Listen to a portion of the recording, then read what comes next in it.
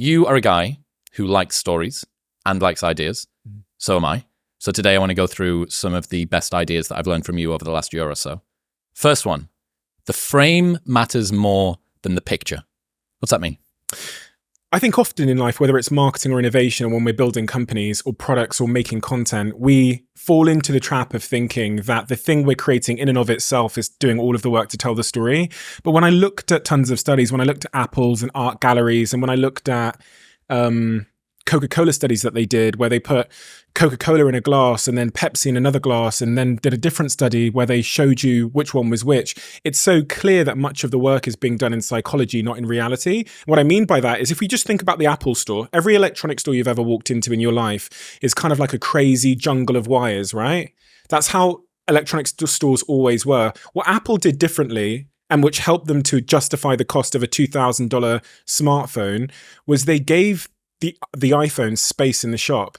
And we intuitively know that real estate is expensive. So the space that the object is given actually pours into the value of the object itself. So in an Apple store, because it has 2 feet either side of it, the frame in which it's presented is telling you that this item in the middle is high value. The context you've always seen that kind of framing in is an art gallery where you have one-off special pieces. The other thing I think is so critical to what Apple do so well is they only show you one of each device and they keep the rest in the back room.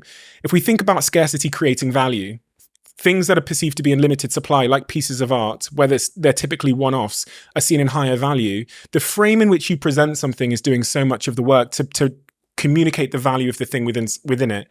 And even in the Pepsi Coca-Cola studies, which are super famous from back in the day, people would rate the Coca-Cola drink more highly when it came in the can and you could see what you were drinking. They would say that's the better one. But when they removed the can and told people that the Pepsi was a Coca-Cola, or they had blind cups with nothing written on them, people chose the Pepsi.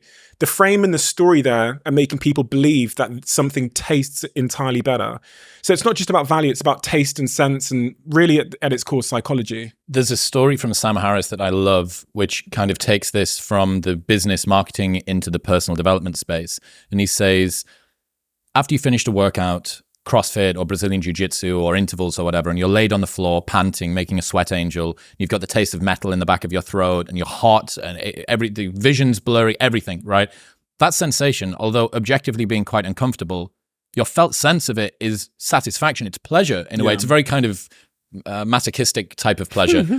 But if you spontaneously had that happen while you were sat in traffic, you'd be fucking terrified. Yeah. You would ring the ambulance and you would say, I'm dying. This is a heart attack or a stroke or whatever. So the frame that we place around our experience largely determines our experience. And the question becomes why? So as I talk about a lot from looking at some studies that they did on mice in a maze, where they put chocolate at the end of the maze and then set the mouse off. They scan the brain of the mouse as it's going through the maze the first time, and it's firing like crazy. So much activity in the brain as it's sniffing everything and scratching everything. Eventually it finds the chocolate. The second time in the maze, they scan the mouse's brain, they put it back into the same maze with chocolate at the end of it, and it glides through the maze with no cognitive activity appearing to happen at all. It's gone into autopilot. And like when we think about the amount of cognitive load that the brain would encounter every day, just when I'm in this room, the amount of things that I would have to think about or to save cognitive capacity, tune out of, what we know is the brain is taking shortcuts, and the frame and the anchors around the thing you're looking at provide tons of shortcuts. So even in the case of what I talk a little bit about as well is if I gave, in these studies, they gave people 3 options. Do you want to go to an all-inclusive trip to Paris or an all-inclusive trip to Rome? And in that study, people go, I want the all-inclusive trip to Paris. But in the second study, they say, do you want an all-inclusive trip to Paris or an all-inclusive trip to Rome or an all-inclusive trip to Rome without coffee? People suddenly choose the middle option, the all-inclusive trip to Rome. And it's purely because this third option, which has entered the frame, has tricked the mind to think, God, if they removed coffee from the all-inclusive trip to Rome, the all-inclusive trip to Rome must be way better because they haven't removed it from the trip to Paris. Yeah. A slight thing. And we see it again on menus and in electronic stores with TVs. And if you go into a steak restaurant and there's 3 steaks, people will typically choose the middle one because the cheapest one and the most expensive one are telling you a story that the cheap one's probably not good, The expensive one's a little bit too bougie. And that middle one, which is anchored in the middle of that frame, is probably the nice, happy medium between the two. And this is happening all throughout our lives. We're taking shortcuts, using the frame to tell us stories of the thing that sits within it. People don't think about the frame. They think about the thing they're creating. But great artists, great innovators, your Steve Jobs of the world, your Teslas of the world, they obsess about the frame. Because it's hard to check. Like, if you think about, we want to make an advance on people's perception of our product, the thing we've created, or the content. It's really hard to do that in reality. Like, it's really hard, as Rory Sutherland says, to make a train faster or to make an iPhone better. Correct. But it's easy to play with the frame to change the story in the consumer's mind. Yeah, this is where differentiating yourself with whatever you choose to do, people get captured. They obsess over the actual thing itself. Whereas there's all of these other ancillary, extrinsic, sort of diffuse differences that you can use. And it's why, I've spent so much money to make this look pretty. Because when people look at this, it's filmed in a different aspect ratio, right? It's not filmed in 16:9. It's filmed in a custom version of CinemaScope, right? It perfectly fits an iPhone. Anybody that's watching on an iPhone now, turn it to widescreen and you'll see that it perfectly fills. There's no bars at the top. There's no bars at the sides. It'll even get cut off by the circle of the bezel of the iPhone. That's how perfectly curated this is for the mobile viewing experience. Shall I say what I think the most impressive thing that you do is that's so tiny and is actually just 4 characters long? Hit me. In terms of the frame, is you write in the title 4K. Nobody cares, right? Objectively, it's not going to change the content, the experience of the content itself. But when you say 4K, it's actually telling a much bigger story. It's actually saying high quality, high production value, and really, like, the second order thing is they're really worth your time. Yep. We've invested a lot in this. Just 4 characters it's taking in your YouTube title, but it's speaking about the quality of what I'm about to watch. And I think that is probably doing a tremendous work on retention. Heavy lift. And it's just, you just write 4K in little brackets. Yeah. But it says so much. Yeah. But I think when you're looking at trying to compete with, like you say, you're limited by the reality of transistor size and circuit board capacity and all the rest of it. If you look at the difference between an iPhone and I don't even know what the other ones are, a Samsung or an LG or something. If you look at the difference, the Samsung and the LGs had features and it's had speed and megapixels and all the rest of it. The iPhone's still catching up to, well, what don't you get? You don't get the experience. You don't get the status that's associated with it. And all of that is the alchemy that Rory talks about. All right, next one. You do not get to choose what you believe. How is that the case? This is one of the most, I think probably the most important things I've discovered over the last couple of years, because our lives are essentially beliefs that we've accepted as being subjectively true, whether they are objectively true or not. Our lives are run on this instruction manual of these beliefs that we've inherited. And when we're thinking about belief change, which is what we need to do to pick up a healthy habit in the gym or to build a business or to persevere in any context, it all comes back to like, okay, how do I change something that's limiting me? How do I change a limiting belief? And how do I adopt a new belief? There's a big sort of contingent in the self-development community that say you can go and look in a mirror and you can recite things to yourself and the brain will believe those to be true. So there's a whole contingent that say, just think about something and you'll believe it. But when I reflected on that in my own life, I asked myself, how many of my beliefs have I actually chosen? And I used to be religious up until I was 18 years old. I believed in some kind of God, Christianity.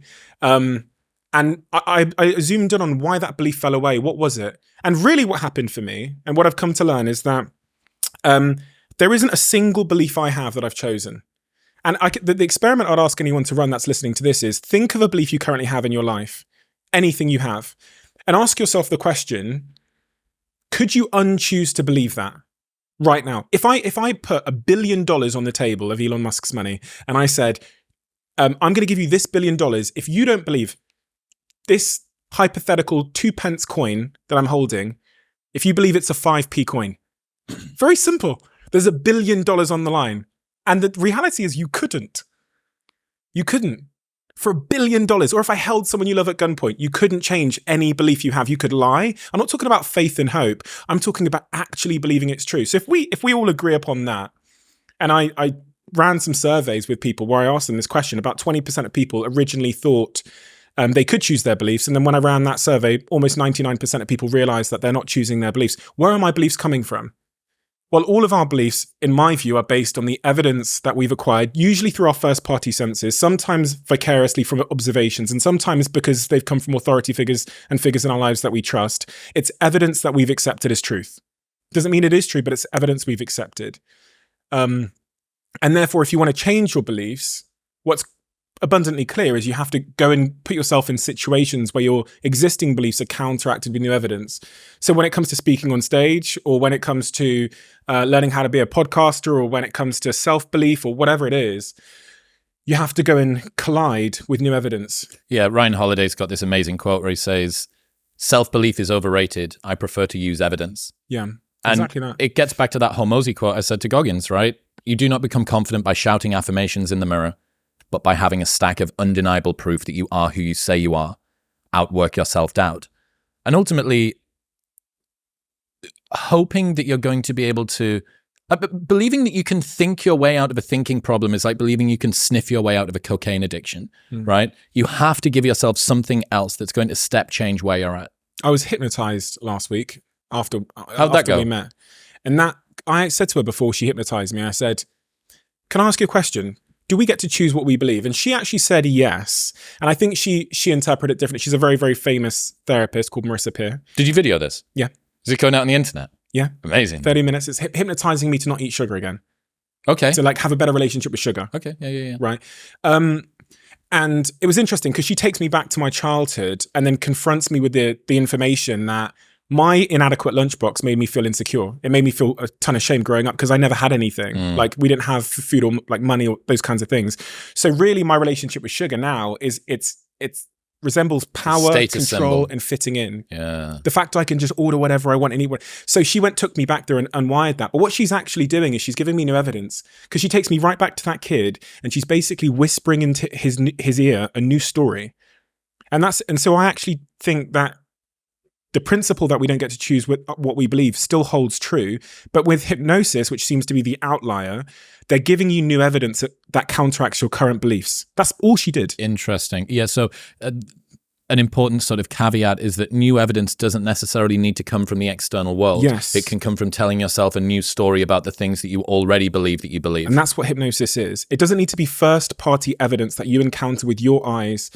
It can be someone else that's very, very skilled in taking you to that belief and smashing it head on. I love when this happens. So let's think about the two things that we've said so far. The frame matters more than the picture. You do not get to choose what you believe. What we're talking about here is that your beliefs are largely determined by the frame that you place around the current moment. Yeah. And that frame, given professional help or a powerful hypnotizer, can end up being moved in a way that also moves your beliefs. Yeah. Right? Yeah, that's very interesting. When people think of hypnosis as like someone tricking you into thinking you're a monkey and then you start clucking. It wasn't that. I was well aware of where I was and everything going on. But she took me back to a hill I sat on when I was 4 years old looking into my lunchbox and I felt like I was there. And then she told me a different story about that moment. When I said earlier that we've interpreted it as subjectively true, she gave me a different interpretation on my lunchbox. And and that was the key thing. She gave me new evidence about an old interpretation of an old situation. And that's what hypnosis does as an outlier. But for those of us that can't access hypnosis, the other way to counteract our beliefs, as I said, is you have to go and put yourselves in situations where you're going to be presented with new evidence. And it's interesting with belief change, you'll accept evidence that is complementary. As I said to you, if someone says you're more looking than you thought you were, it's shown in the studies that people are more likely to move in that direction. If I said you're worse looking than you are, people are less likely to move in that direction. So even framing the new evidence as good news is a useful tool for belief change. The other thing is, if we have 95% of the same beliefs, I'm significantly more likely to accept one from you. So when we need to embody a new belief, going and getting it from a source we trust, which typically isn't our mother because we understand the bias there, but someone that we believe and trust in is a useful tool for belief change as well. And yeah, I studied this really, really deeply. I looked at why you could go up to a child and say to the child, I just saw a pink elephant flying.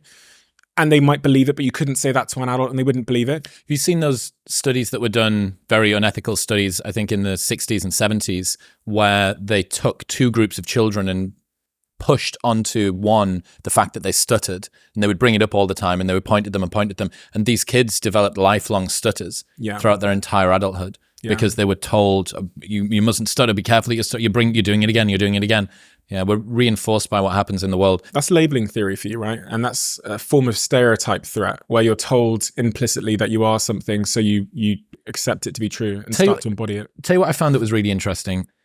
People are more prejudiced against those with different accents than those with different skin colors. So this shows up again and again in the data. And it didn't really make sense until I spoke to this evolutionary anthropologist, and he said, well, think ancestrally about how novel it would have been to have met somebody with a different skin color. It's the tribe from the next valley over, right? It's not somebody with a different skin color, but they'll speak slightly differently. They'll have slightly different words that they use. So we are predisposed to be very prejudiced against someone who might look like us or might not, but sounds different. And it makes kind of sense. So, if someone's not sure or not believing this, think about what happens. Someone walks into the room with a different skin color than you have, but the exact same accent. That tells you so much about this, where this person's from, the background that they grew up in, all the rest of it. And let's say someone walks into the room who has the same skin color as you, but a vastly different accent. They've got a Scouse accent, or they've got a Texan accent. And you go, wow, like this person is very different to me. And I just think it's professional prejudice. Any kind of prejudice. So like just the affinity that you have with the person that's across from you. Okay. Yeah. And it shows up as in, especially in the UK, which is a very class-based system, right? America's dominated by race, but the UK, I only learned this when a friend came over to the US, from the US to the UK, and he says, you guys talk about people being posh all the time. It's like, that's never a term that I've ever heard. I know what it means. But it's never a term that I've heard used in America. We never talk about someone being posh. It's interesting because prejudice is such a context-dependent thing. Whereas if you're looking for a 100-meter sprinter, I'm looking at you. If you're looking for, so you can go through different classifications and say, who would you be most happy or have a highest affinity to in different contexts? Yep. And it varies. I'm really fascinated as well by like self-prejudice and the power that exerts over us, and how in the studies that I was reading, if because there's a stereotype that women are worse at maths, they did these studies where they just ask you to tick your gender before you do the test, and performance dips in women that have to tick their gender. Same with black people, their performance dips if they're just reminded of their own identity. If they have to write their name, the performance dips. So they did some studies where they got people to change their name and performance increased. And it goes to show that there's a stereotype threat going on within us. Internalizing it. At all times. And then most importantly is that when they removed those stereotype threats before doing a test, performance was equal. There was no deterioration. And I think about that from labeling theory and the harm grades are causing all of us. Because me getting E's and D's, it's a miracle that I didn't interpret that as I'm an E person and then show up in life in such a way. There's this similar quote from Anthony Vicino. It's more socially acceptable to be our own biggest critic than it is to be our own biggest cheerleader. And I really, coming from a British background, I rail against this sort of zero-sum, crabs in a bucket, tall poppy syndrome mentality. And yeah, a lot of people might feel that, right? That you are able to say things to yourself that you would never dare to say, probably even to the worst enemy that you've got out there. And you're 100%. Able to kind of create this designer drug, perfectly curated curse. You know exactly the scabs to pick. You know exactly the pain points. You know all of your shame. And you're able to point at it 1,000 times a day and remind yourself of it. And it's so strange. It's more socially acceptable to be our own biggest critic than it is to be our own biggest cheerleader. I wish that wasn't the case. I've been thinking a lot lately. I've not actually spoken about it, but in trying to help some friends solve some of their personal problems in their lives where they seem to be in a downward self-esteem spiral or a downward discipline spiral, it's always hard to give advice. And I'm actually cautious about being a fixer. So that's something Simon Sinek talked to me about. Sometimes you just need to sit in the mud with people. But one of the observations I've had is that the path out of that despair is by keeping commitments to yourself.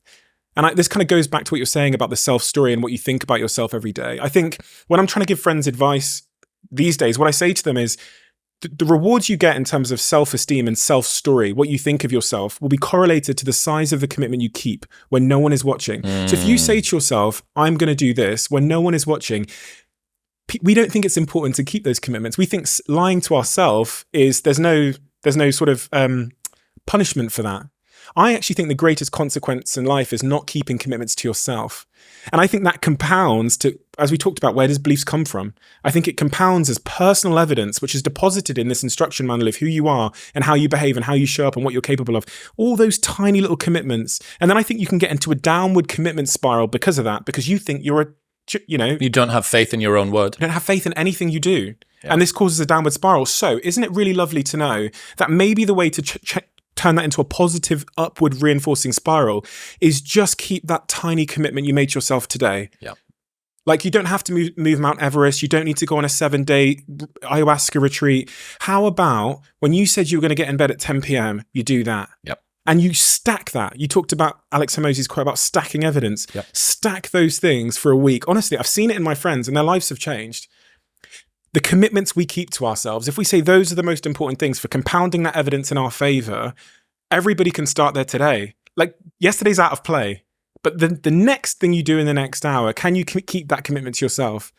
That's what I think a lot about. I think life is much more simple than we often make out. We'll get back to talking to Stephen in 1 minute, but first I need to tell you about Epidemic Sound. If you have ever tried to put sound effects or music behind any video, you will know just how hard it is to do. Epidemic Sounds has over 90,000 sound effects plus a vast music library that will avoid any copyright concerns. Your videos are not going to get demonetized or infringe on someone's copyright, which happens all the time if you're not using a professional library. All of their tracks are professionally produced by a diverse collection of artists and are exclusive to the platform. If you've ever been wondering how your favorite creators take their videos to the next level, a lot of it comes with sound design, and that is the sound library selection they have access to. So many of them are using Epidemic Sounds, and you can join them for free for 30 days by clicking the link in the description below or going to share.epidemicsounds.com/modernwisdom. And if you cancel within that 30 days, you can still keep all of the sounds that you've used during your trial period. That's share.epidemicsounds.com/modernwisdom. The Mark Manson quote here is,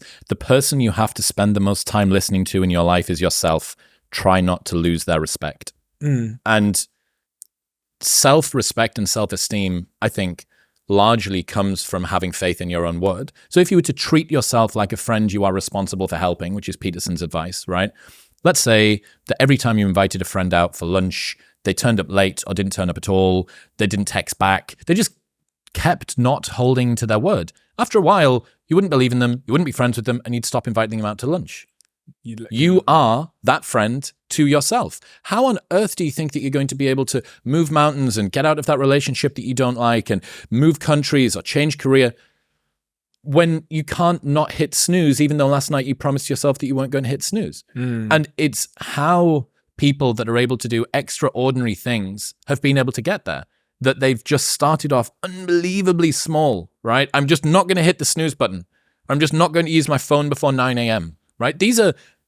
Controlling your thoughts is unbelievably difficult and requires a lot of meditation and maybe psychedelics. Controlling your actions is relatively easy, especially stuff like don't pick your phone up before you've gone for a walk. Just try that in the morning. Sunlight before screen light, as Huberman says. And that's the easiest way to control your thoughts. Yeah. Because there's a two-way relationship between what you do and how you feel. Absolutely. So if you want to change how you feel, focus on what you're doing. If you want to change what you're doing, focus on how you feel. But you said about extraordinary people there. This is what Chris Eubank Jr. said to me, which really stuck with me. He said, my dad flew me to Cuba. And we had a training camp out there, and they surprised me. They put the heavyweight champion of Cuba in the ring with me. He's like a middleweight or something. He gets in the ring. This heavyweight storms across to him, knocks him so hard, he flies out of the ring and hits the floor, dead leg, and he's laying on the floor. He said to me, I looked up at the ring and I saw this massive Cuban heavyweight stood there. And he said, I realized in that moment that I had to get back in the ring, because if I didn't, it would let the demons in. And another instance of when he talks about the demons more specifically was on his story about the treadmill. He goes, if I'm running on a treadmill and I get to mile 9 and I get complete cramp in one of my legs, and I know I've told myself I'm going to run 10 kilometers today, he goes, I will have to limp the last mile, even if no one's watching, because I can't let the demons in. And if I let the demons in, they'll show up in the 11th round of a championship fight when there's 50,000 people watching me in the audience. And I know deep in my self-story that I'm the type of person that quits when things get hard because I got off that treadmill at mile 9 when no one was watching. It would modify my self-story. The commitments we keep to ourselves and what we do when no one's watching is the most persuasive evidence that governs everything we then do every day thereafter. And this is, for me, was a huge revelation in my life, because You know, you can look at certain people in your lives that are struggling in certain situations, and oftentimes it's a result of continually unkept commitments to themselves. Yeah. I don't know anybody who has done extraordinary things that isn't keeping their word in that way, right? Consistency doesn't guarantee that you're going to be successful, but not being consistent will guarantee that you're not successful. Let me un-Superman. Let's the mess of this is some people are remarkably good at keeping commitments in some areas of their lives and hopeless in others. So they'll have kind of dual self-esteem. They'll be incredibly, confident and secure in their work, but in relationships or whatever else, they'll be at ground zero. And I'm very much one of those people that has areas of my life where I have immense commitment. And you'd say, oh, he's such a disciplined person. And then other areas of my life where I resemble... You've just been hypnotized out of sugar. Yeah. You know what I mean? Yeah, I actually haven't eaten sugar since as well, so it did kind of work. Hey. I have no desire to have sugar anymore. Hell yeah. So. No, I know exactly what you mean. And this is something, how you do anything is how you do everything, is a lovely quote and a lovely idea. But it piles an awful lot of pressure on you, right? And it's very easy, especially as we said, it's more socially acceptable to be our own biggest critic than our own biggest, complimentary. Given that, if you mess up a little bit, that can quite quickly spiral. Oh, Chris said that I shouldn't check my phone before I go for a walk in the morning. Therefore, it means that I might not as well go to the gym, and I might as well break my alcohol streak, and I'm, all of these other things. Yeah. Finding this balance of being robust enough and delicate enough with yourself to say, okay, I know that you tried. Well, let's get back on the horse again tomorrow. Right. It's a delicate balance, right? Holding yourself to high standards whilst also being sufficiently supportive. And this is the same in business. So it's not, you don't break trust when you don't do what you said you were going to do. You break trust when you don't do what you said you were going to do and you don't own up to it, take responsibility for it and point it out. So in business, there's often times where you say something to your team and for whatever reason, mitigating circumstances, that thing can no longer happen. Trust isn't broken at that point. Trust is broken when you then don't sit in front of your team and say, this is why this didn't happen. And the same, I think, applies to yourself. You're going to miss some things in life, but taking responsibility for it, staying empowered and not saying, oh, I couldn't do that because, or I needed da. No, it was your priorities. It was the priorities and the decisions you made. So when I miss my commitments, the saving grace for me is I go, I did that. That was me. That was a choice that I made. And if it's a choice I made, or didn't make, it's a choice I can make in the future. What you see in that chapter is you see obfuscation of responsibility, you see blame, you see excuses, and you see disempowerment in the form of language like, I couldn't because, or I needed to, or, which I think is scary language. What's the difference between parrots and practitioners? Just something I've been thinking a lot about. I've observed the most successful, intelligent, creative, innovative, apparently original people in my life and people that aren't even in my life. And the consistent thing amongst all of them and in my businesses is that those that are truly exceptional and that over any extended period of time, when you zoom out, achieve disproportionate levels of success, start with this kind of boring drudgery of obsession over their craft, driven by this deep passion and curiosity. I mean, Jimmy Carr's a prime example of that. Leaving his potentially lucrative career to go and tell jokes for no money for 10 years. Darren Brown left a great potential career and pathway to becoming very, very successful in a sort of typical sense to go and do card tricks on a table in Bristol. Everyone's story, the people that I admire that are the masters of their craft were these deep practitioners. And then you have this other type of person, which I call kind of the parrots, where they observe these people and the learnings that these people have given them. And they kind of just regurgitate what they're hearing, but they never do the time to practice. So they never get to that deeper level of understanding. And as they say, to learn something, you read about it. They often say to understand something, you write about it. For me, I think to understand something in this context, you do it. And you do it in this iterative pattern for many, many years.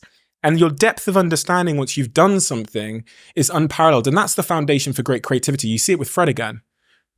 What a guy, man. He's an absolute, in my mind, he's an absolute genius. He's a fucking savant. For the people that don't know who we're talking about, Fred again is a classically musically trained DJ who's turned his hand to tech and house music, I suppose, but will also happily get up on the roof of his flat in Hackney or wherever it is and play a completely solo set, classically on piano or keys. You see the conviction of that, and you see the first principle nature of his work, where he's doing something we've apparently never seen before.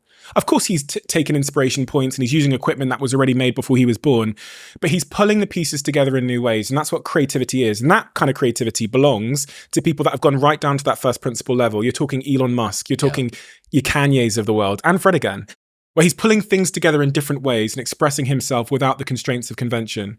That's what pioneers and practitioners do. And pirates can never do that because they don't understand the seafloor. They just play with the boats on top of the water. There's a quote that I've fallen in love with. The magic you are looking for is in the work you're avoiding. Yeah. Fuck, dude. The magic you are looking for is in the work you're avoiding. And every single time that there is something in front of me that I feel like things aren't coming my way sufficiently quickly, I'm not making the progress that I want, it's because I'm dicking about over here and there is a large frog in front of me that I need to eat. I need to spend another half day reading a book.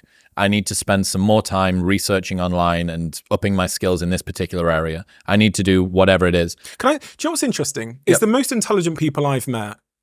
No, the most successful people I've met as entrepreneurs and practitioners never really read books.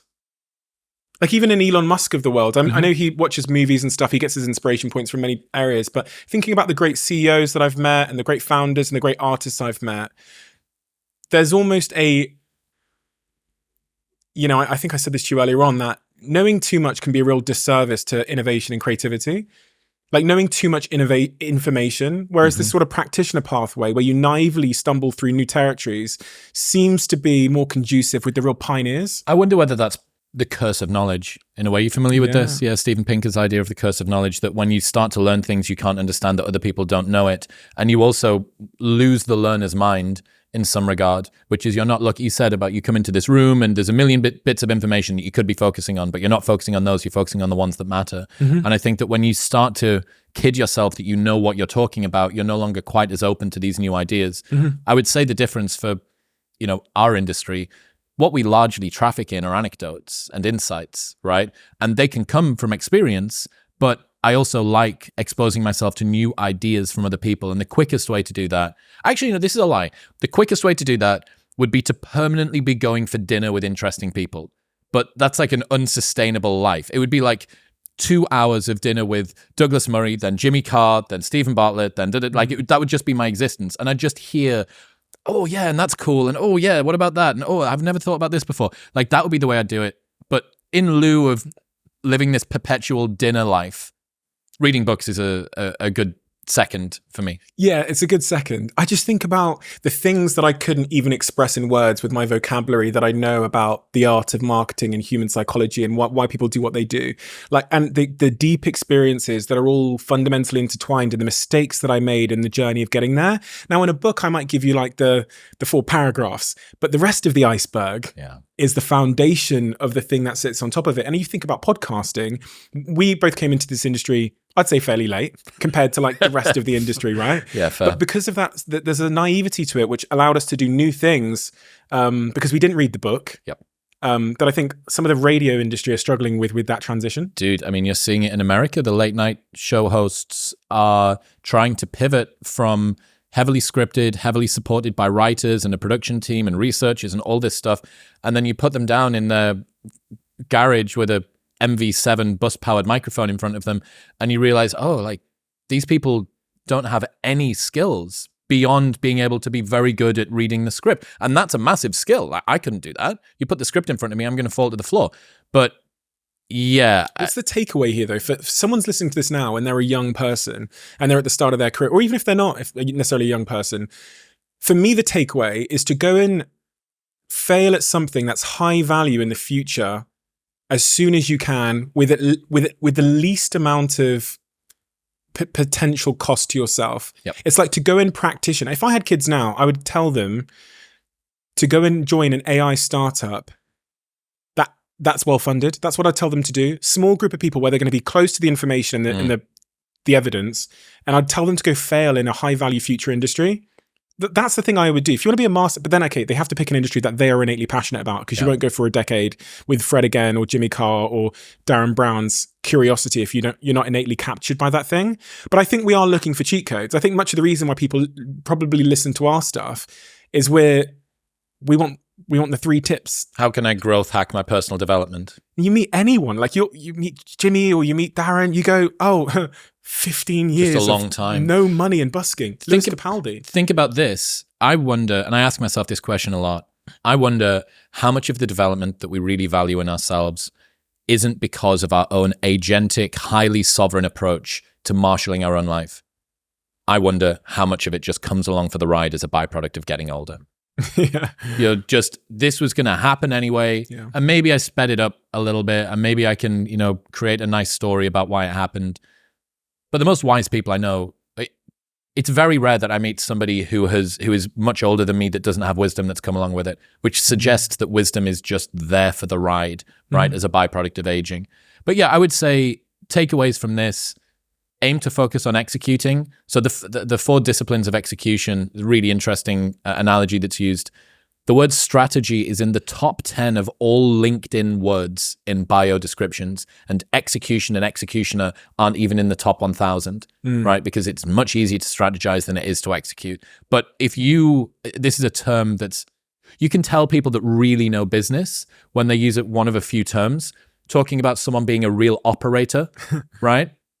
You go, oh, okay, say no more. Like, I know there's someone that will get things fixed, right? That they're able to take charge of whatever the challenge is that's in front of them. And our mutual friend, George Max, got this beautiful idea. I'll ask you this one, actually. So the way to work out who the highest agency person in your life is, have you heard him do this before? No. Fucking brilliant. Okay, so you are trapped in some South American jail, right?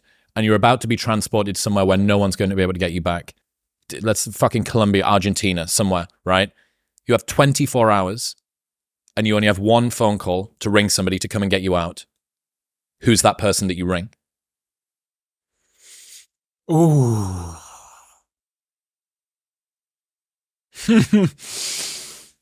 Prince William.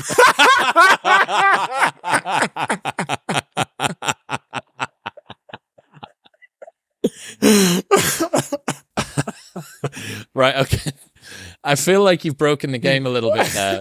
I don't think that was perfectly fair. Do you know, my framework though was find someone that is both smart and influential, and a member of the royal family. Yeah, and that cares enough about my predicament. Yeah. So, but the framework that you come up with there, if you don't know the future King of England, is someone that is able to think on their own, that doesn't need instruction, that is going to be able to solve problems at a very high level, under pressure, very quickly.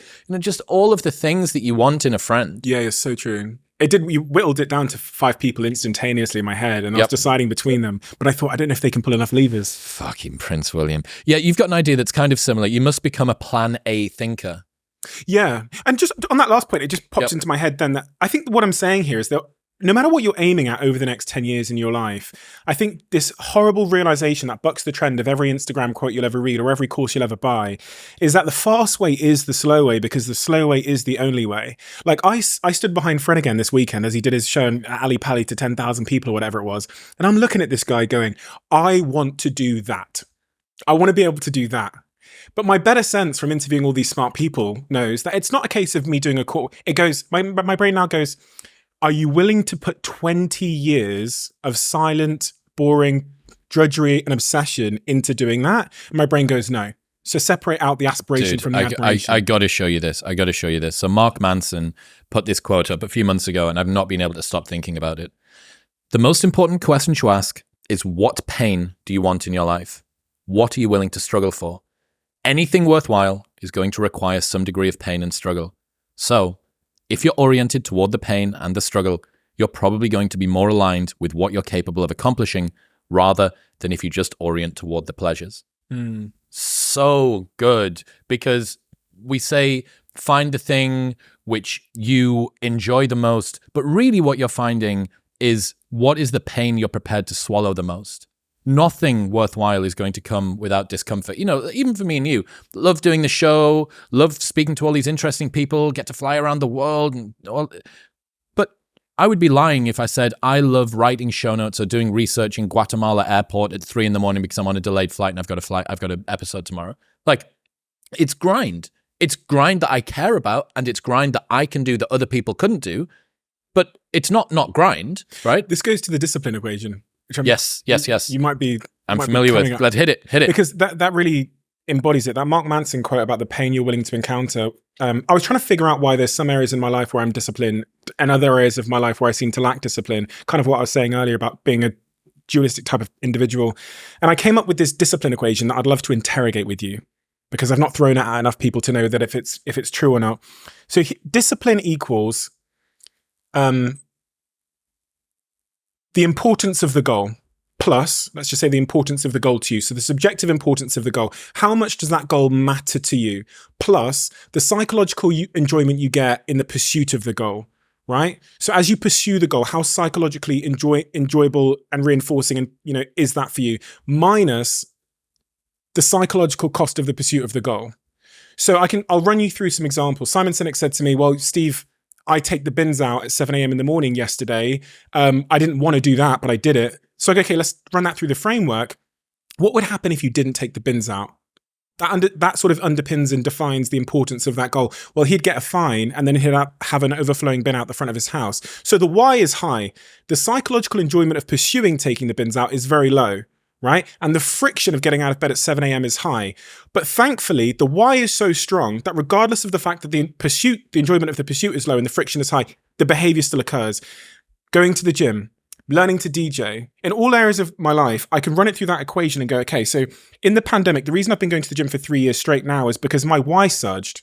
The perception of the importance of that goal surged. I saw how our existing health correlates to our health outcomes. And I realized for the first time in my life, this clear thought that I couldn't unshake, that my health is my first foundation. It is this table that everything I love and care about sits upon. So that has to be my number one priority, reflected in my schedule.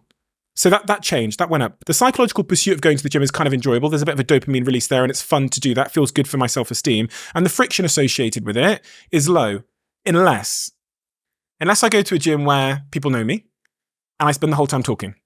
Then what happens if I'm put in that situation is I don't go to the gym. The discipline equation changes. So part of the reason I made a big investment in a company called Until is because I can have somewhere I can work out and focus on the workout. Genuinely, that's one of the things that actually changed my relationship with the gym and nearly threw me off the habit. Yep. Was that psychological cost. So how does that sit with you? It does. You've got the discipline equation, death, time, and discipline. Yeah. What's the death part? So when I started writing that particular chapter in my book, to understand discipline, you have to understand the scarcity of time. Because, so I started because I was going to write a chapter about time management. People want to know how to manage their time. And as I went through the hundreds of available time management techniques, I realized the Pomodoro technique, the time blocking, all this 1, 2, 3, 4, the ABC. The reason why there's so many time management techniques is because none of them work unless you have this underlying thing called discipline. It's the same in the fad diet industry. That industry will always churn out new things because there's an underlying issue, which is discipline. So it's kind of a mirage industry. So the chapter pivoted and started focusing on discipline. Well, the next thing was time. Why is time important? Ran the numbers. How old are you now? 35. Okay, so if you reach the average age of an American, you have just over 17,000 days left to live. And I think all of that goes to show that time is the currency we're playing with in every moment of our lives. It's the center point of our influence. I talk about the roulette table of my life. It's the frame I think through where we wake up in the morning with these 24 chips. If you spend 8 hours sleeping, you wake up with 16 chips left. And how you place those chips on this roulette table that sits in front of us just before the wheel spins every day determines all of our outcomes in our lives. So I've chosen now to allocate 2 chips to this little piece here called fitness. The roulette table spins and I get my returns. As I went down that chapter, I realized that in the context of time and death and time management, the most important question to answer, the fundamental, is discipline. How can I allocate more of these chips to the things that are in line with my values? Where does this thing called discipline come from? If it underpins everything we do, it even underpins what you just said there with Fred again in that Mark Manson quote. The reason why Fred again is doing that is because his discipline equation is in line. If for whatever reason you just tipped any part of that equation, you could knock him off that discipline. Yeah. With Jimmy Carr and with all these people that go do that decade of dedication to become masters in their craft, if you look to their discipline equation, you'll see moments where the friction came up and they fell off, or they got writer's block, or whatever it might be called in their context. And then, so you can influence your discipline if you understand that equation.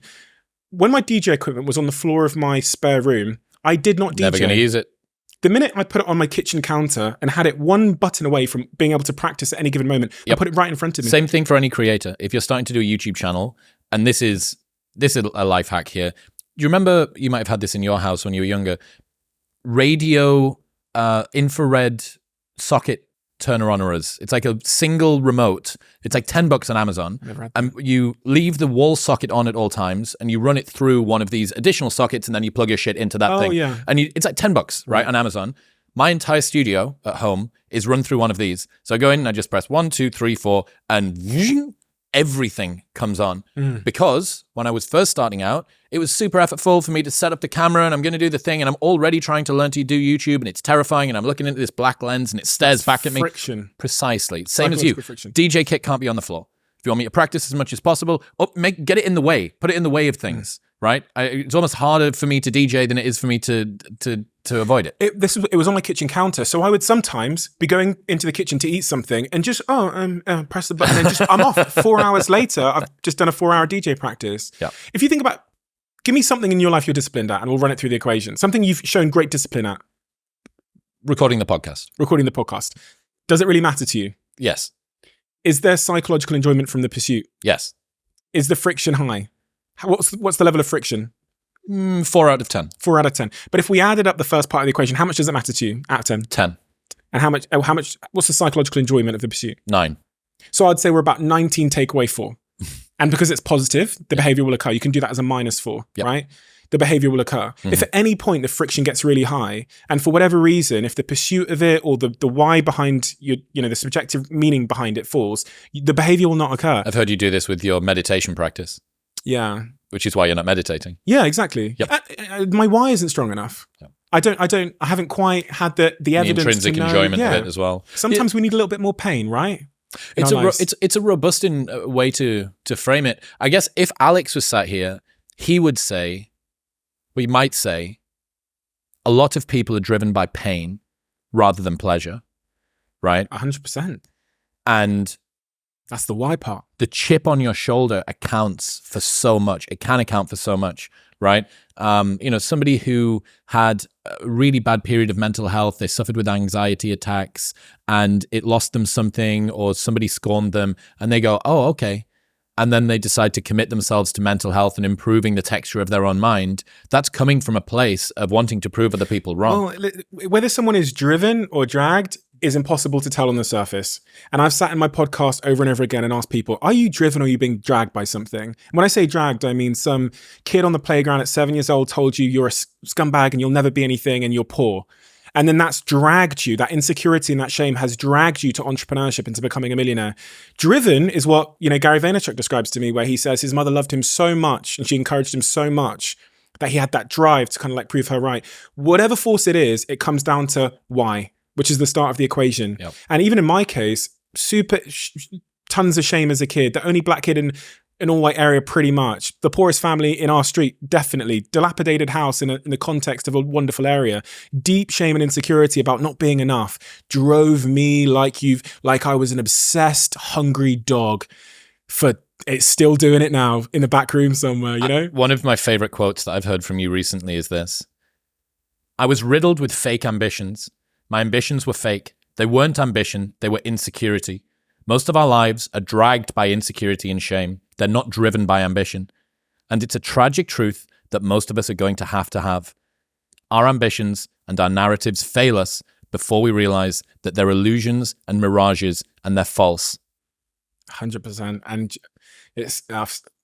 I have beliefs sometimes that a lot of people disagree with. And I think this is typically one of them, because people want to take control over their success. They want to have that sort of power over it. But I remember sitting with Eddie Hearn and I remember what Will Smith said, and they can all very clearly articulate the reason for their motivation and their drive. They live in a world where every media reporter will say, oh, you're so amazing. Like, tell me how you're motivated every day. It's not the case. I question how much choice they have over that motivation. In the case of Eddie Hearn, he lived in the footsteps of his father, Barry Hearn, who pulled up to school in these Rolls Royces, and he was known as Eddie Hearn's son.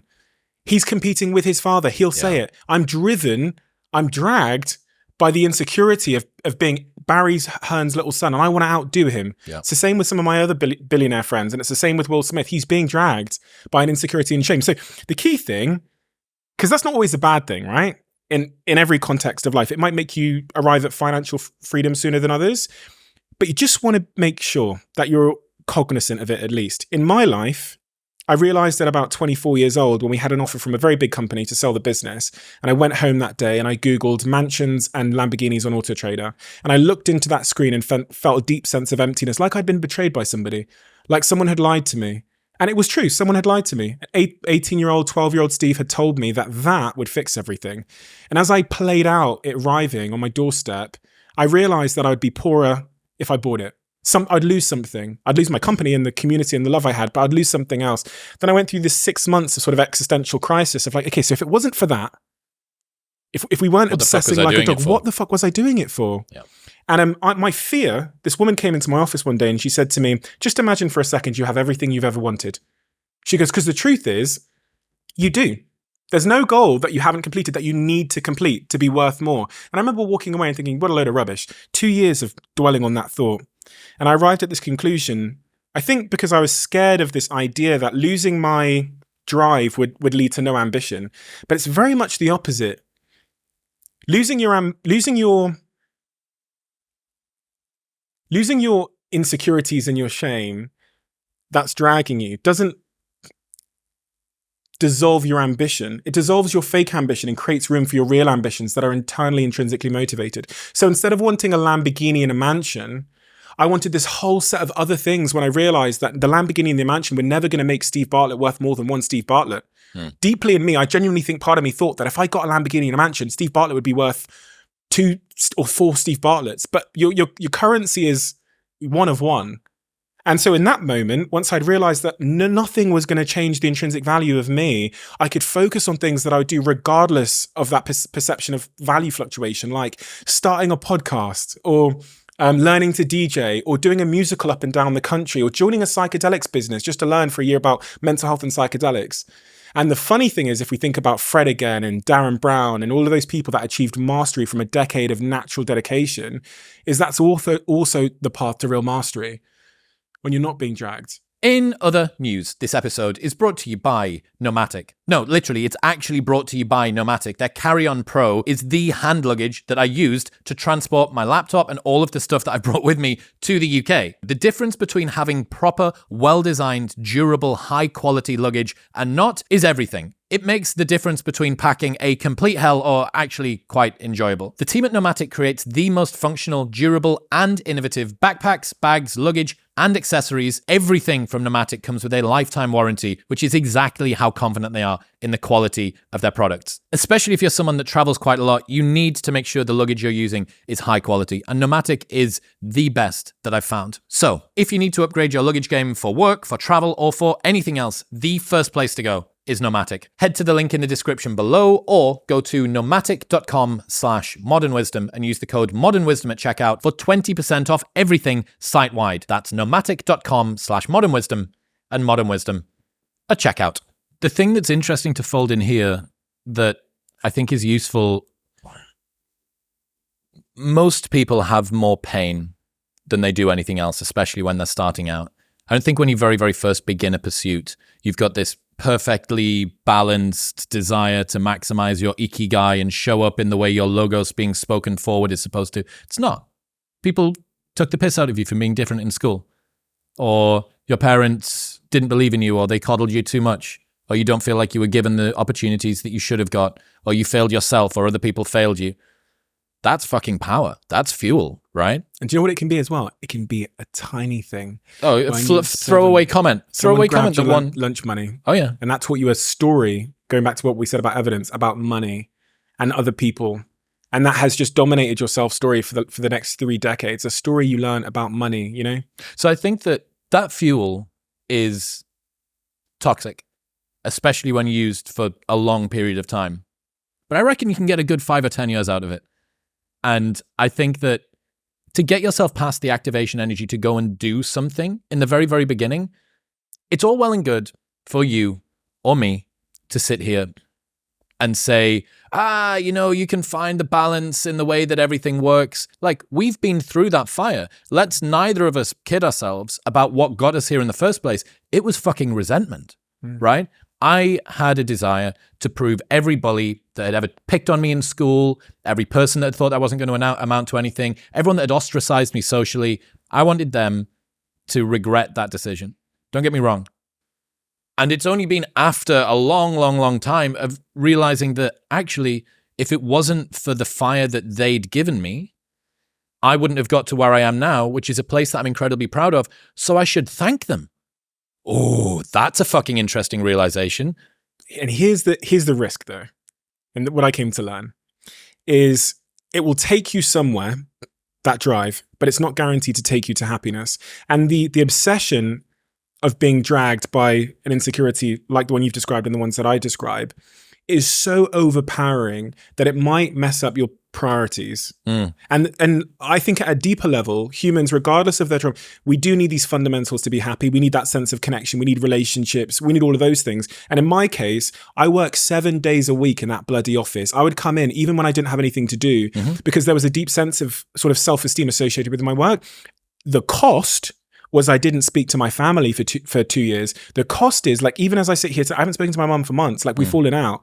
The cost is I have very small group of friends, and the cost is I've spent years struggling in relationships. And I'm now 31. I've managed to get in a relationship and reprioritize my life urgently. But the cost I see in a lot of people I meet is, okay, they're successful in 1 of 9 metrics of happiness. And I've sat there with some of my close billionaire friends. They got all 9 cars that I've ever dreamed of wanting outside. And they tell me at 4 a.m. by their indoor pool that they're deeply unhappy fucking and miserable. ask me to sleep in their bed with them that night Look, because they're lonely. I don't disagree. I don't disagree that if you scale this for long enough, it's not good for you, right? But it is so potent at getting that activation energy in the beginning. And I just don't know. If you were to take me back and say, you can dispense with your fear of insufficiency, the chip that's on your shoulder, all of those things, I don't know if I would have done anything. I think that I would have been significantly less motivated to go and to be able to deal with the uncertainty of the lonely chapter. So I came up with this idea with Hormozy a couple of weeks ago called the lonely chapter. I fucking love it. So there is a period in everybody's journey where they are so different because they've started to do new things that they no longer fit in with their old set of friends, but they're not sufficiently developed that they've gained their new set of friends. And they're unsure. Should I go back? Should I lean back into getting a bag in with the boys on a weekend? Is that the highest, way that I can live my life passion forward? Because that's what everybody else does. And all of my friends are taking the piss. Oh, not drinking again. Too good for us, are we? Not going out again this week. Oh, okay. Well, enjoy staying in home and reading. Fucking nerd. So you're going to feel the pain of being ostracized from the group of friends that you used to have. But you're stuck in this messy middle where you haven't yet worked out who you are on the other side of this. And that lonely chapter that's in the middle is something that I would say almost nobody that I've ever met who has gone from a place where they are to a place where they want to be hasn't gone through. Are you out of the lonely chapter? Yes. Yeah. And 100%? It's difficult for me to find it. It's difficult for me to find it again. Facilitated largely by being in Austin. But that being said, most of the work that I do is on my own. I spend hours sat at my desk, researching, sorting stuff for episodes, dealing with the team, making sure that everything is set for this trip or the next trip or whatever we've got coming up. I think high performers actually, they do exactly what you've described there. They leave the comfortable tribe that, is social expectation and their childhood friends, whatever else. And once they leave there's that initial point of resistance. And then I think they, to some degree, live forever in the loneliness chapter. The start of it is much more difficult, but there's so few people that can relate to their experiences once they come out of the crowd anyway, that they're always going to live to some degree in a heightened sense of sort of loneliness. They can find a tribe at home and with family and with a partner, but it's never the same as having, what you see other people have from your hometown. Well, that's, look at any bell curve, right? The fattest bit's right in the middle. And to move yourself out to the edges is to accept being alone in some regard. Alain de Botton's got this quote where he says, loneliness is a kind of tax we have to pay to atone for a certain complexity of mind. Yeah. There's two things we don't want to be. Not enough and different. That's what a therapist said to me recently that came on my podcast. She said there's two things that fundamentally, I interview billionaires and CEOs and royalty. So she goes, I'm a therapist for billionaires, CEOs and royalty. She goes, the two things are that people struggle with fundamentally are feeling different. We don't want to feel different. That's a rejection from one's tribe, which used to mean back in the day through a process of self-preservation. We'd die earlier, as you've heard about in the studies of, that they did at Harvard. We'd get more ill, our immune systems would break down. And the second one is not feeling like you're enough, which means you're not valuable to the tribe. So not being part of the tribe or of good use to the tribe causes a bunch of signals in our body, which then manifest as physiological disease and psychological disease. So at its core, sometimes I think when I'm feeling in that such a way, maybe I'm feeling lonely or I'm feeling really different, or I've got some feedback which makes me feel like I'm different in a fundamental way. I just ground myself in the understanding that even the fact that I feel that makes me like everybody else. And in terms of loneliness, I've had to kind of carve out my own new tribe in my life, a very small group of with Prince people. William. Yeah. No. But no, moving to Austin was a big part of that for me because I was around. It's a city of cultural immigrants, right? Everybody has gone from one place to this place. So that is the selection effect. And that's why, again, another great way to work out who's high agency in your friend group is, are they living in the same town that they were born up in or in a new one? Are they living in the same country that they were born in or a new one? Have they decided to do something on their own and take risks that they were the only people who they were responsible for? In relation to your riddled with fake ambitions thing, this great quote from Alex that says, you've already achieved goals that you said would make you happy. Yeah. And that encapsulation of the hedonic treadmill in a single tweet, I think is so interesting. But it also calls you to reframe what you're pursuing. And this is why the part of the discipline equation, the psychological pursuit, is actually really a nice thing to focus on, because we both know in all of our lives, even the podcasting game you're playing now, there's not a finish line here, is there? Every day is the finish line. So I think it reframes what we're aiming at, because they are mirages that move off into the distance as we approach them. Yeah. And if you become you think about unhappiness coming from unmet expectations. If you're too focused on the podium giving you pleasure, when it doesn't, the expectation that it could lead to unhappiness. What happened when you hit 1 million subs? How did you feel? I'd sit down my team. I go, I know none of you really care. But the reason why we should celebrate is because, and then I give them the reason. And it's same with 3 million. When we hit 3 million subs, it's the same thing. Walked into the back room of our studio. I go, listen, I know this doesn't actually matter. What matters more was the old lady that came up to me when I went to Penguin the other day and said that, was almost crying in the lobby. That's what we all care about. We care about the Chris Kamara thing where he came on the podcast and his former football club put banners up in the stadium about it. We care about impact. And this is just a trailing metric of impact. So it's important, I've done a lot of research over the last 10 years about how to build a company in such a way where you don't get those moments of burnout or anticlimax. And Simon Sinek talks about building things as if they are infinite. So how would you set up you and this podcast team through the frame of, we're going to do this for 100 years? Well, you design the system to be sustainable over the long term. You'd aim at consistency. You try and optimize intensity, but not at the cost of consistency. And the whole system of how you treat the people and how everything and how you treat yourself would be set up in such a way. That's what I think about now. I'm actually thinking about our podcast through the lens of, heavily inspired by what Joe Rogan's done, sticking at that for like 15 years. How do we run this game for 50 years? And I think that's a huge competitive advantage to think through that frame, because there'll be a lot of people that would have designed their systems in a way that is not sustainable. And I see it with podcasters all the time. I see it where they've got 4 mates who are all on the podcast and they're doing it twice a week. Well, then what happens when Jerry, has a divorce with his wife and has to leave? And then the system was never designed for longevity. So all facets of my life, my companies, my teams, all designed for longevity. 90% of podcasts don't make it past episode 3. Really? And of the 10% that do, 90% of them don't make it past episode 20. So by making 21 podcasts, you were in the top percentile of all podcasters ever in history. And how many get past 10 years? Of fucking hell. Yeah, Jesus. That's the game I want to play. I want to do a 20, 30 year, I say it to my team all the time, multi-decade systems.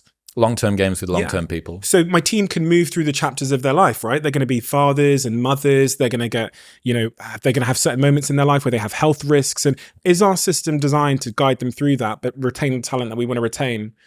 Is it designed for a changing world that's going to get AI centric? Like, do we have enough fast acting feedback loops so we know when the next thing's coming? Would you not just slot people in and move people out? Like, the differences and the challenges that you're going to encounter at 10 million subs is going to be different to what you encountered at 10,000 subs. So I don't know, I get that. And there will usually be a core group of people, but really the only core thing is you, right?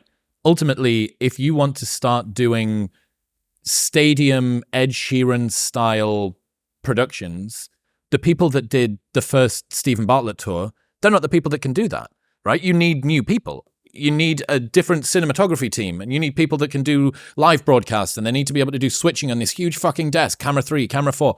Like, I don't disagree, but fundamentally what it seems to me it comes back to is, how can you make sure that it's your infinite game?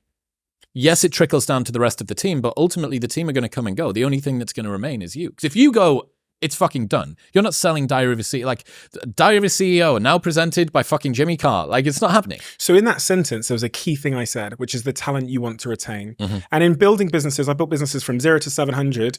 I always know that the first phase 1 people, the cult, we call it, it's the cult, the growth, and then the enterprise phase, 3 stages in business. And then you have the decline, which is inevitable for all companies.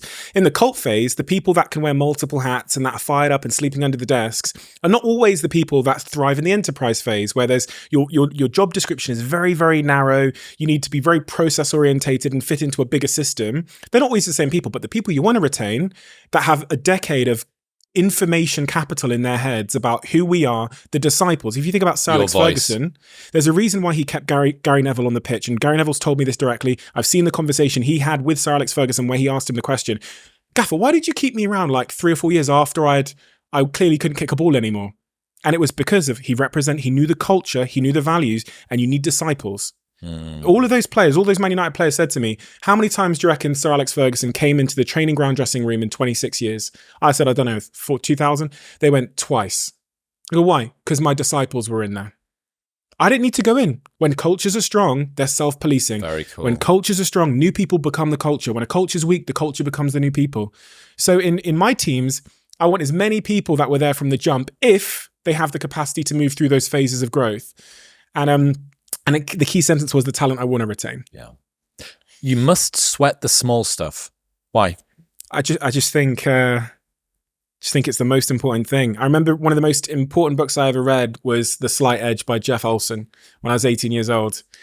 Because it helped me understand the importance of marginal gains and the tiny things in life and how they're compounding for or against you invisibly in every aspect of your life. Your teeth, your skin, your finances, your relationship. The tiny things are compounding for or against you. And the analogy I give to help sort of illuminate this is, if you didn't brush your teeth today, no one in this room would know. If you didn't brush your teeth every day You might. I might, because I'm in close proximity. If you didn't brush your teeth every day this week, really, a couple of people might notice, but they wouldn't say anything. No real costs. If you didn't brush your teeth every day for 5 years, your teeth would fall out. You'd be on a dental chest screaming. And the question becomes, when did that happen? It happened today. It was that small, seemingly invisible decision, which was easy to do and easy not to do, as they always are, that you chose not to do, that compounded invisibly against you. And as they say in compounding returns, which they call the 8th wonder of the world, according to Warren Buffett, it's slow then it's fast. And that's why it's so difficult and so easy to overlook the smallest things. It's easy to save £1, so it's also easy not to. I believe that most people in any discipline I'm competing in will not sweat the small stuff. They'll overlook the small things, which gives us a great competitive advantage by obsessing over the smallest things. And also, as we talked about earlier, we talked about the frame and how it's really hard to make huge steps forward in reality, but much easier to make them in psychology. It's very difficult to find big steps forward in business. It's very difficult. Like, think about us as podcasters. Is there really like another platform we could go onto? We're both on airlines now, I think. We're both on YouTube, Spotify, and Apple. Is there like a breakthrough step forward? If there was, we'd all be doing it, right? They're hard to find. Small things, though.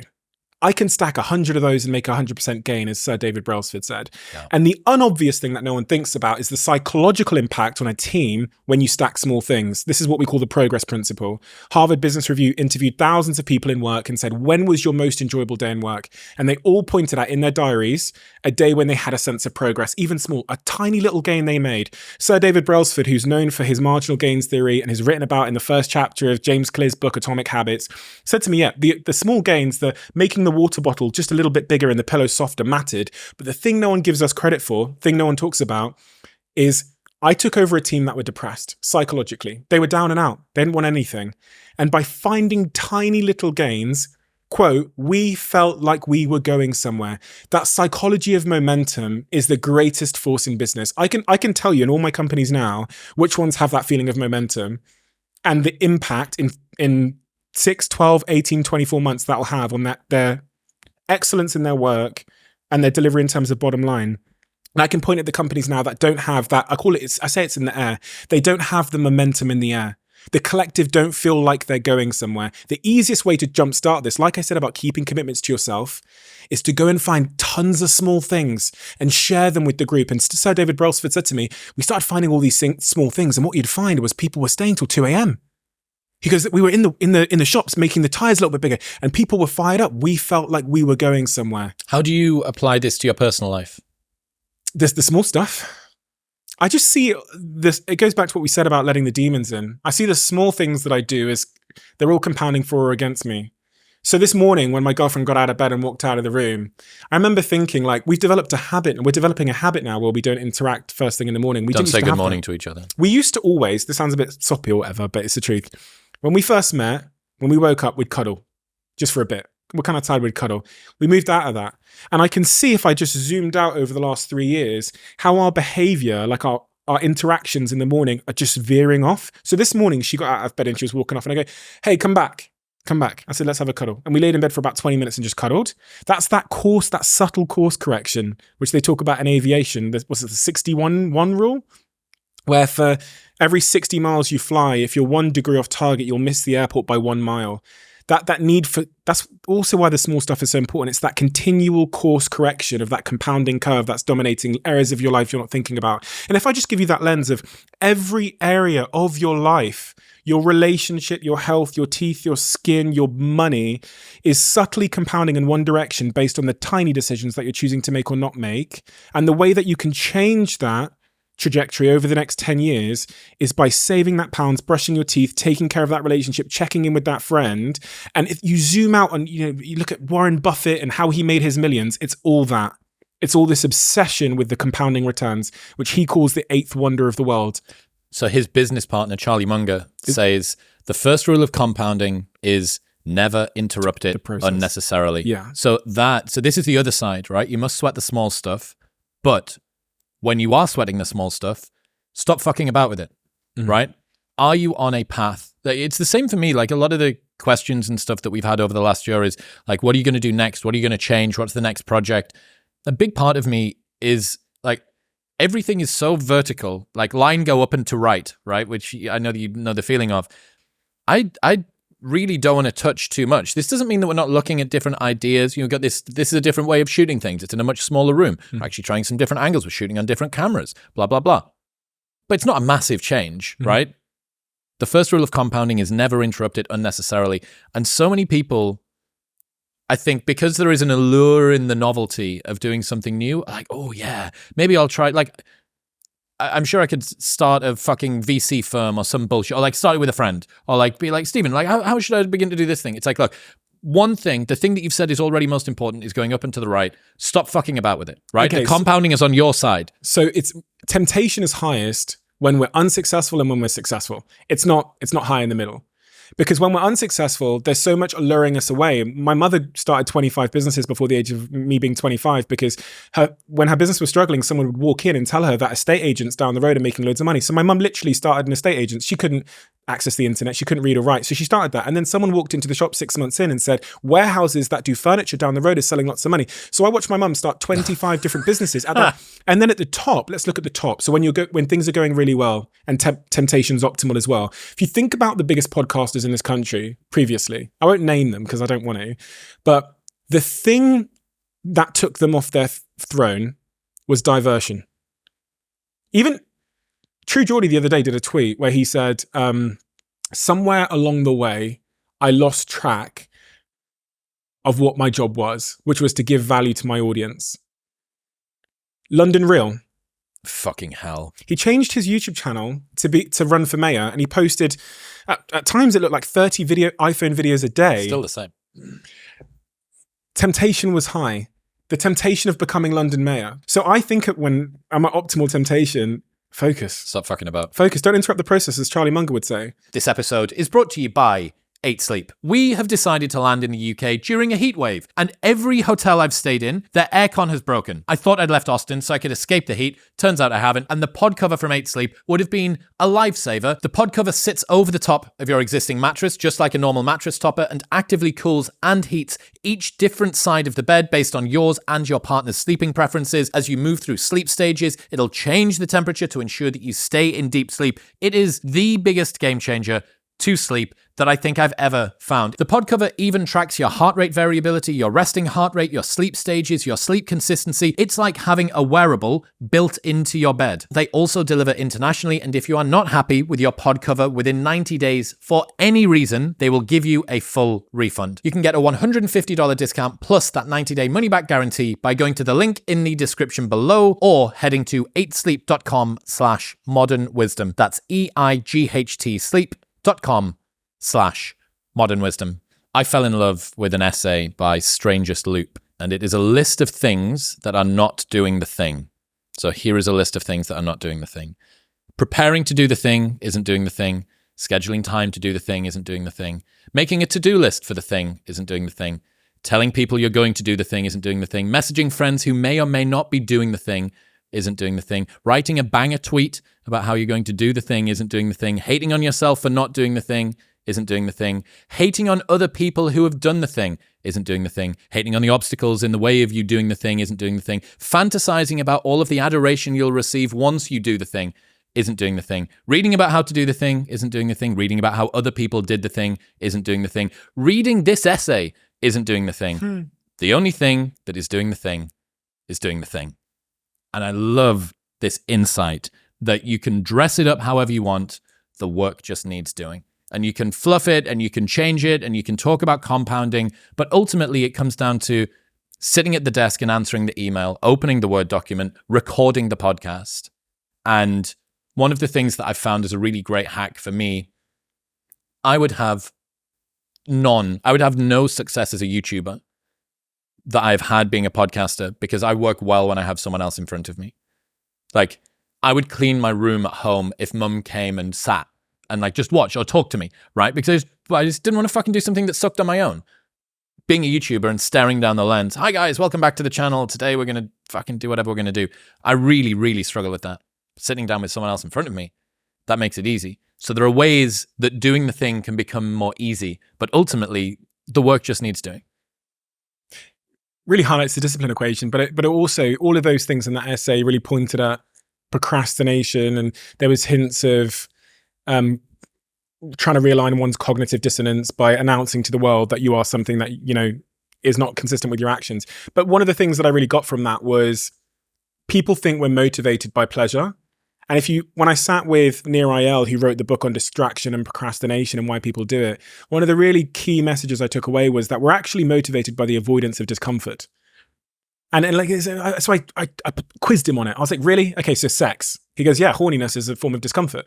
So you're motivated to relieve yourself of the horniness. And if you look at any aspect of your life, when you're procrastinating cleaning the house, or you're procrastinating doing the essay, so you end up cleaning the house, it's because that's the path of less discomfort. We're motivated by the avoidance of discomfort. This is really useful because if you want to understand why you're procrastinating in some area of your life, the most important question is heightening your self-awareness on the thing that's causing the discomfort. Because in most areas where we procrastinate, we have no idea. We're just avoiding it. Do you ever think about the weird shit that you do when you're procrastinating from the thing you're supposed to do? Yeah. Like, I have an essay or an email to write that I don't want to write. Or I need to reply to someone and it's an awkward conversation or something like that. And guess what? Now my cupboard sources are perfectly aligned. Yeah. Like, you will find the most inventive ways to not do the thing. I noticed this about myself. I flew to Bali to write my latest book. And as I was in the jungle, I noticed this pattern where every time I picked up my phone, like just needlessly, was because I was at a hard point in the book. Yeah. So every single time I'd get to a point and I was trying to summarize it or find some research to back it up. Within 30 seconds, as if I'm possessed by this puppet master above me. Yeah. Pick up the phone, start swiping, and I'm on Instagram. And I go, fuck, of course, I'm avoiding the discomfort. And it's so important to get clear on that, because you need to understand the forces that are pulling and pushing you. And then you can say to yourself, okay, why am I avoiding this chapter? What is it? Well, I don't feel researched enough on this subject matter. Okay, well, I'm going to step away from the computer and I'm going to read that book or watch that YouTube video, as opposed to just banging my head against this Word document.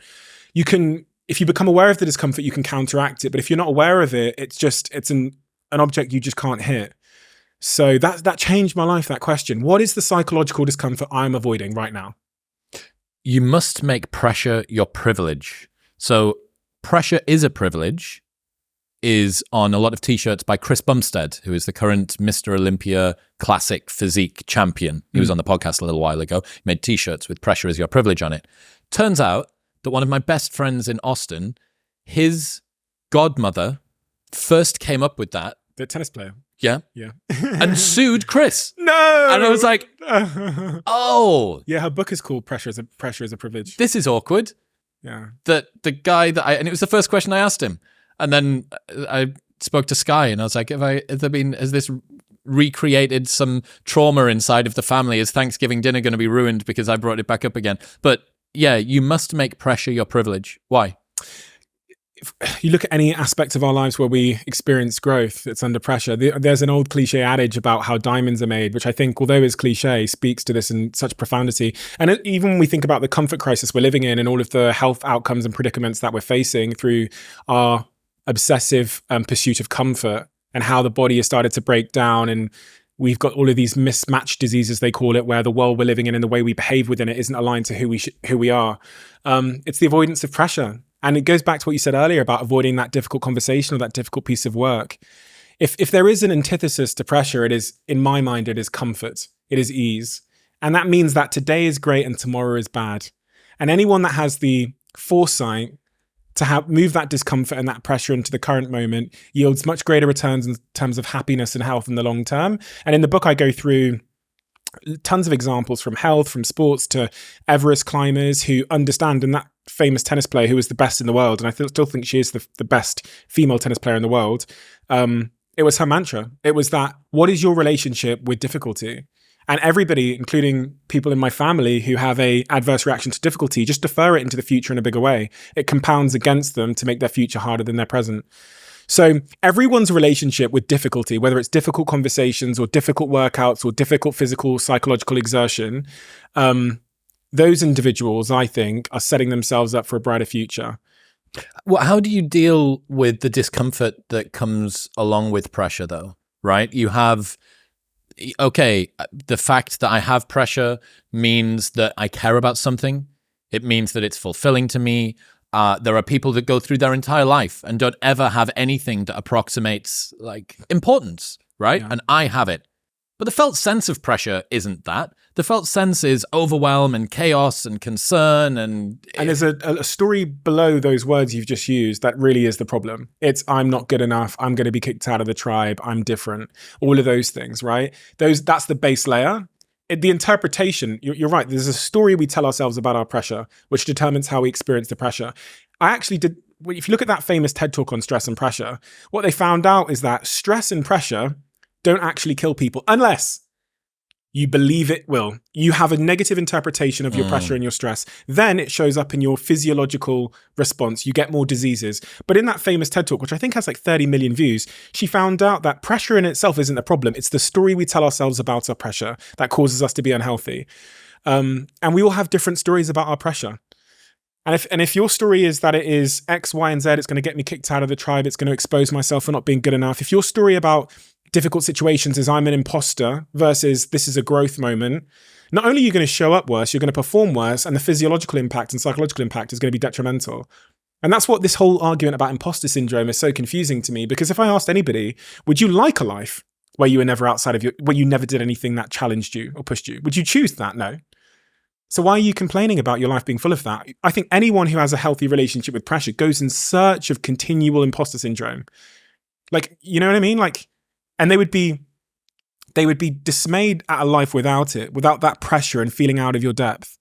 Well, the presumption would be that you're never doing anything you haven't done before, right? There are people that have imposter syndrome, which I call imposter adaptation, which is your imposter syndrome persists despite the fact that you've disproven it at this very thing. It would be like every single time that you did a podcast, you being adamant it was going to be terrible and you were going to fluff your words and shit yourself and say something racist, right? It would be like, everything's going to go wrong, despite the fact that you've got 300, 400 fucking bits of proof that that's not the case. Mm-hmm. But imposter syndrome should show up in someone who's healthily moving forward into new areas that they haven't been in before. Like, imposter syndrome largely is a very realistic assessment of, wow, I have no proof that I can do the thing that I'm trying to do. Like, what did you expect? Do you have blind faith? And over time, what you end up with, what really good, robust confidence is when analogous situations start to bleed into other ones. You spent a lot of time during Social Chain doing onstage speaking, which presumably gave you even just a tiny little bit of a base that, podcasting's kind of not a million miles away from being on stage, and being on YouTube's not a million miles away from being on stage. Okay, so it starts to sort of bleed into these other things. And that's when it's really cool. And that's when you get real compounding of confidence. Confidence, right? Evidence. Yes. It's what we said earlier. Talking about criticism, you've moved from like being rich in an independent media way to now being famous in a very sort of normal, traditional media way. As soon as you accept the Dragon's Den deal, that is you allowing yourself to be noticed by The Guardian and BBC and all of the rest of these people. What have you learned about the differences in scrutiny and tenor between these two worlds? When I was a podcaster or a CEO, I wasn't of public interest at all. That's actually the legal definition, the word public interest. When you become part of a BBC show, you legally become public interest. What's that mean? It means that people can write certain things about you that they couldn't otherwise. It's a legal term. So if you were to, for example, sue a newspaper, they would make a case that we could say that about him, or we could reveal his private business because it's of public interest. They wouldn't be able to do that for someone that wasn't on the BBC. So that all of that stuff changes. The things that you have to keep the same, and I think this is the same for everybody, is you need to keep your circle of information, your circle of feedback tight and close and small. You have to put systems in place. And I think this is actually the case. This is what Joe Rogan's done really well, and I've heard him speak about it at great length, is you can't search your name online, which I never do. I don't search my name on anything, not TikTok, not Instagram, not YouTube, nowhere. Because it's for me, like there's a set of principles, and there's a set of principles which are more important, which is like me being true to myself and delivering in my way. The feedback can be really distorting because it's not necessarily like always helpful. So someone could comment on something that I produce and say, this is terrible, this is dreadful, you need to do this, this, this, and this. Now, if I take that feedback, violate my principles, we end up in a place which we talked about earlier, where you lose focus. To go for the decade, which I talked about the systems I'm setting up in my life, you have to limit the amount of feedback you get, which is not easy. But you've had a few periods where the press have been a bit pokey and accusatory and attacking. How have you dealt with the felt, and what's that been like? You know, you're a young guy. Like, you've gone from this world where you got to be rich and largely anonymous, although you weren't totally anonymous, but relatively now very much changed. How do you deal with that as a felt sense of you? It's systems and processes again. It's like, even my friends, right? So if my friends see something on TikTok or Instagram, or if it's like about my girlfriend, whatever, do not send it to me. I will not see it. And I actually took a lot of advice from Rogan's system. Rogan's the same. None of his friends can send him anything. I don't see that stuff because it's not useful information. And the truth is, and again, I spoke to Simon Sinek about this, you don't want to start aiming at ghosts. You don't want to start exerting energy on trying to counteract public perception, which isn't necessarily based on even their own perception of reality anyway. You don't want, it's not a useful sort of way to allocate your chips. I talked about those 24 chips, you have 16 left when you wake up. It's a really inefficient use of your time. It doesn't bring you forward in any way. So it all comes down to systems and processes. You need these principles in your life which take you right back to your caveman days when there was 20 people and your survival led to the survival of the other 19 people. So in my hardest moments when I'm being criticized or scrutinized or whatever, for me, that's what it comes down to. It's like, keep my circle super small, focus on what I'm doing. You know, that Rogan's solution was heavy kettlebell workouts, 5 minutes of cold therapy, and 3 grams of magic mushrooms per day. Oh, really? Yeah. I heard him say that on the Spotify. Yeah. Correct. Yeah. And that's his system. He's built up like a social network as well to guard him from, news and articles and feedback and stuff. And he's kind of retracted from like social media as we know it. I don't think he was ever a huge part of it. And I understand why. What would you say, people from the outside looking in at somebody that gets the accolades and can hang with Prince William and make breakfast in a Pret or whatever, what do people not realize about the reality of the sort of scrutiny that comes along with big platforms, especially mainstream platforms? I'd probably draw more on other people's experiences than my own from like interviewing people that have dealt with like real fame, because I don't consider myself to be really famous. I think it's maybe just maybe there's you probably experience this as well, but there's like an ongoing, always on paranoia, which I think is just this numbing paranoia in the background. And also this realization, which is actually something I learned from that one day, by the way, where I was with Prince William. We're not friends. He doesn't know who I am. But when I spent that day with him and I posted, I've just been with Prince William, we did this business initiative, every single message I received was, amazing. How is he? Amazing. Is he nice? Amazing. Is he nice? Amazing. Was he sociable? It's this realization that everyone you meet, you're meeting everyone they know. And that's a lot of pressure to never have a bad day in public. And it actually gives me huge empathy for someone like Justin Bieber, who is actually famous, who goes out in public on his worst days and tries to pick up a can of milk, and there's 74 paparazzi following him down the street and thousands of fans literally outside his front door in New York City. And he's literally going, please, can you not come to my home? I watched the video of him going, please, can you not come to my home, please? And I go, oh man, it's no way to live your life, is it? That ambient anxiety, this sort of sense that you're being followed or that something could go wrong. Yeah. I get you with that.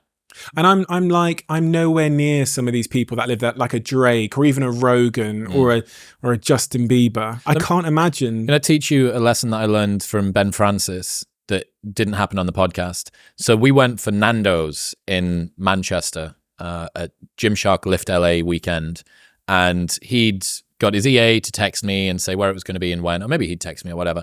And I walk in and he sat down reading something on his phone or watching or whatever. And I think his EA and his EA's assistant or something sat on a different table. He was just there.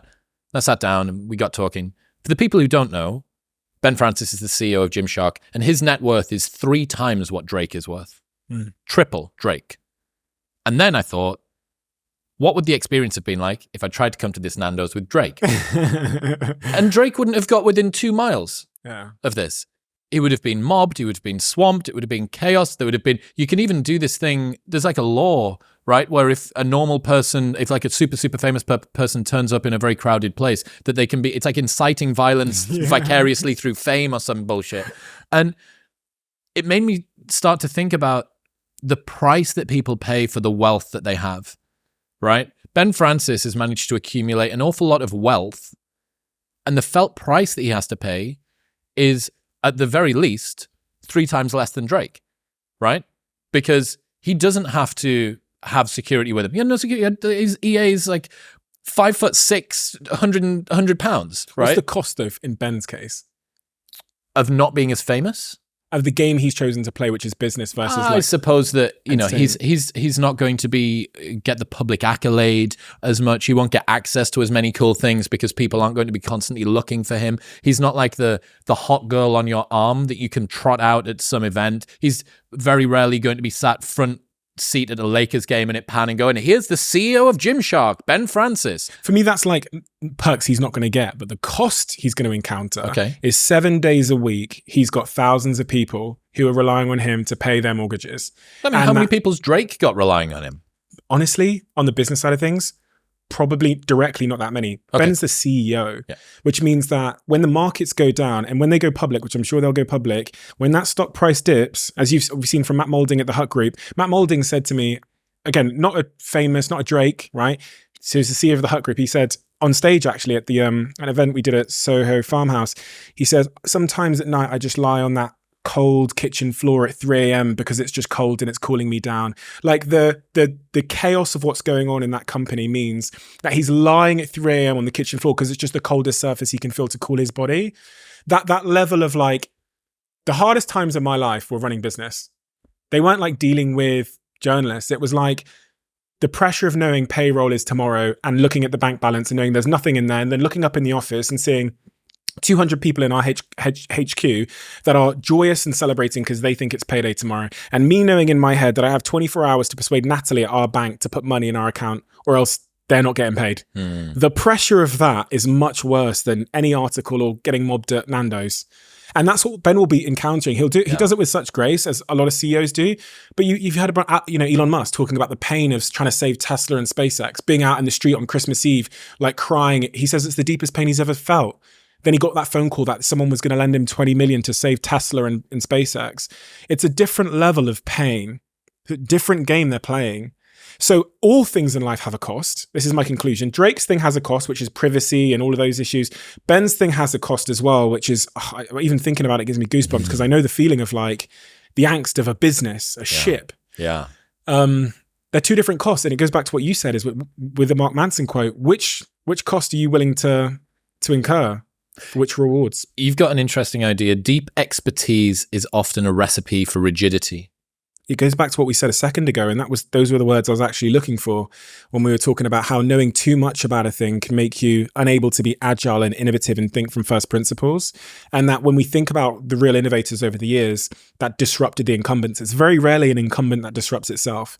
It's so often a couple of kids in a basement that didn't go to university that have seen the introduction of a new technology and that thought, let's fuck around with this. And they've been able to displace a century-old incumbent because they are not encumbered by the rigidity of convention. From a personal perspective, I came up with a name, the vestigial pattern bias. It turns out it already existed before I came up with it, called the Einstellung effect.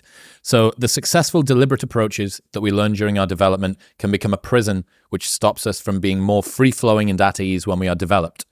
The tools that got you from 0 to 50 are not the same ones that get you from 50 to 90 or 90 to 95. But we found success with this approach in the past, so we cling on to an overly rational, deliberate approach. We hope that applying pure cerebral horsepower to a situation will fix it, without realizing that our subconscious has aggregated the thousands of hours of experience that we've clocked up now. And not using that experience is keeping us in the same league we've always been in. It's so interesting. It's a prison you've built around yourself that you don't know is there. And I reflect on that video. Have you ever seen that video of the ant and the pen? No. They get an ant on a piece of paper, plain A4 piece of paper. And the guy on YouTube, it's like got millions of views on YouTube, just with a biro, draws a circle around the ant. And the ant runs to the edge of the circle and believes it's trapped. And it will not cross that line. It will not cross that line. Looking down on it from a bird's eye view, you go, oh no, it's just a figment of its imagination. They do the same with a spider. They get a piece of paper, there's a little spider on it, they draw a circle around it with a biro. It will not cross that line. As the guy's drawing the circle smaller and smaller, he accidentally draws it so close to the spider that the spider steps over the biro, and then it can never ever in its life be trapped by the biro again. And you watch it just run off the page, and he's trying to trap it again, and it can never, because it realizes that's just a wall it's built in its mind. And I reflect on that always in my life and go, there was this time I was in Boston and I was running on a tread machine, and I always do 10 kilometers on this tread machine. And when I do 10 kilometers, I get this physiological signal that I'm tired, like my muscles break down. I landed in Boston. I've got a talk later that day. The tread machine doesn't have the kilometer dial on it, so I can't see how fast I'm running. So I think, okay, I'll do it the other way around. I'll wait for the signal in my body telling me I'm tired, and then I'll get off. I run and I run and I run and I run. I run and I run and I run. I'm not getting tired. I keep running. I look up at the time, I'm like, I'm going to have to get off this treadmill at some point. I hit the button, 21 kilometers. And I was perplexed, absolutely perplexed. Every time I run 10 kilometers, I feel knackered. I ran 22 when I couldn't see the thing, and it was just a limiting belief, a wall I'd built, and I'd told myself that that was my limit. And we have drawn circles around ourselves, and those circles are determining how far we push, how far we aim, the things we decide to do, but they are just figments of our imagination. Have you seen, there was a study, very famous study, where they put rats into water and they let them tread water to see how long they would do it until they just gave up. So first iteration of the study, they put rats in, and I think they last around about 30 minutes, something like that, not long. Second iteration of the study, new rats, obviously, unfortunately. Rats go in for 28 minutes, then they pull them out, they dry them off, and they let them calm down. Then they put them back in, and they tread water for like 12 hours, right? Really?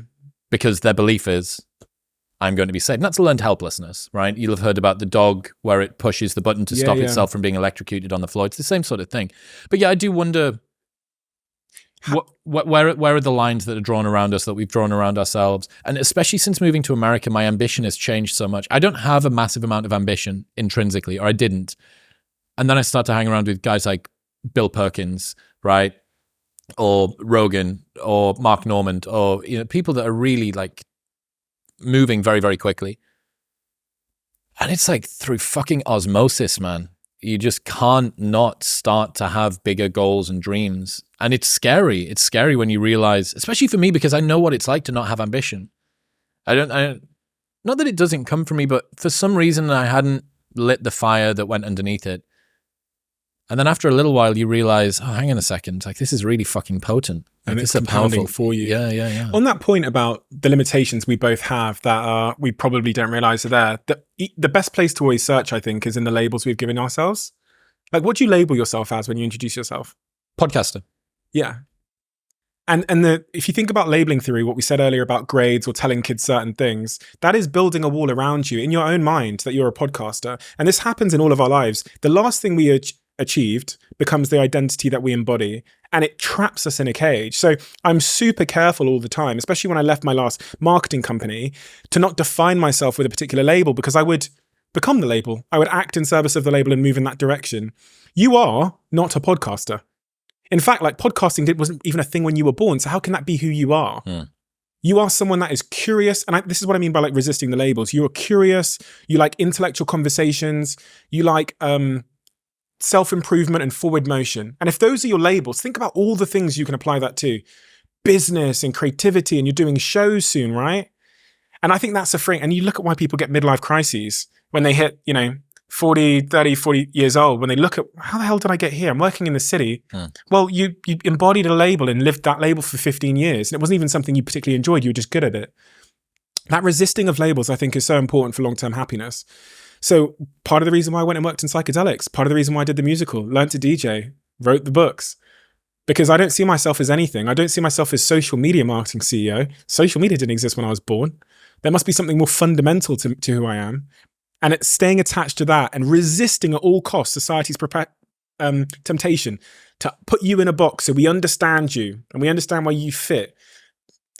Don't get in the box. It's more difficult at a cocktail party. But yeah, I understand. I know. I don't disagree. I like entrepreneur because it's broad. It means you create stuff. Yeah, creative, writer, etc. All those things are great. Yeah, your skills are worthless, but your context is valuable. Yeah, just a really interesting observation I've had from observing some of the people that have made huge pivots in their life, but also my own experience of being a social media marketing CEO for 10 years. And then upon leaving that business where I sold, I did marketing for big fashion brands and big consumer electronics brands. 6 months to a year after I left there, I moved my skill set to the biotech industry because one of my friends built one of the biggest psychedelics companies in the world. And my skill set of social media and marketing was in such low supply in that industry that the offer he made me to join his business was outstanding. And I often think about, we think the way to get ahead in life is to get promotions or to ask our boss for a pay rise. But if you think about your core skill set and the market in which you're selling your skill set, is it in low supply in that market? And is the upside for the person that is hiring me tremendous? You can get paid so much more. They offered me $8 million in options for 9 months of work. There's no fast fashion brand that would have offered me that, because the return for the fast fashion brand would have been 20,000 more dresses sold. In the biotech industry, it was moving that IPO price from potentially 1 billion to 3 billion. So they could offer 8 million as a flash in the pan. One of my best friends spent a long time in Manchester designing nightclub flyers, getting paid 50 quid, 100 pounds per flyer. I probably employed him at You some probably point. did. Yeah. And I remember in COVID being in his house, and the guy was like really down and out. He was like, something needs to change in my life. I'm 35 now. I'm still doing the same old thing. And his talent, objectively, his talent for design, incredible. But he was selling that skill of design in the wrong market. Nightclub flyers, where you might get a couple more people coming through the door, and in an industry where it was abundant in terms of supply of that skill.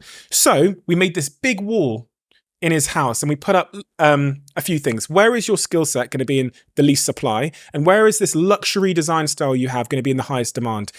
And also looking at industries that were coming into shore, where his design skills could yield the greatest returns. Should be quite obvious as I say this. Dubai and NFTs. Artists suddenly came into fashion. The Web3 community moved to Dubai. So he picked up his life from Manchester 2 years ago, and he moved to Dubai. And this guy is making millions now, selling the exact same skill to a different market where it's in low supply, but it's yielding a greater return for those that hire him.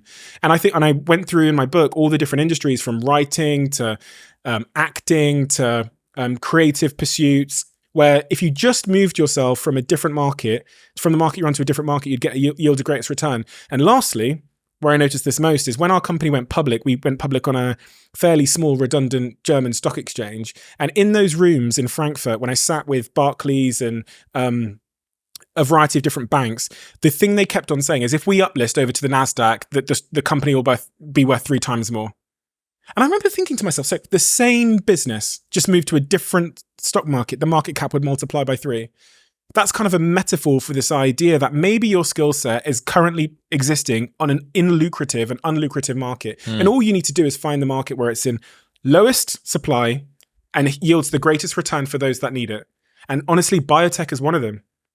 Well, I mean, since moving to America, it's the first time that I've ever been in another country where I've spoken the language, but I've also somehow been considered exotic. Do you know what I mean? Yeah. Like, it's the same thing. I'm the same person. They can understand me. Like, going to Belarus or somewhere, you're different. You're different, but where you speak the same language, you're the same, but somehow still exotic.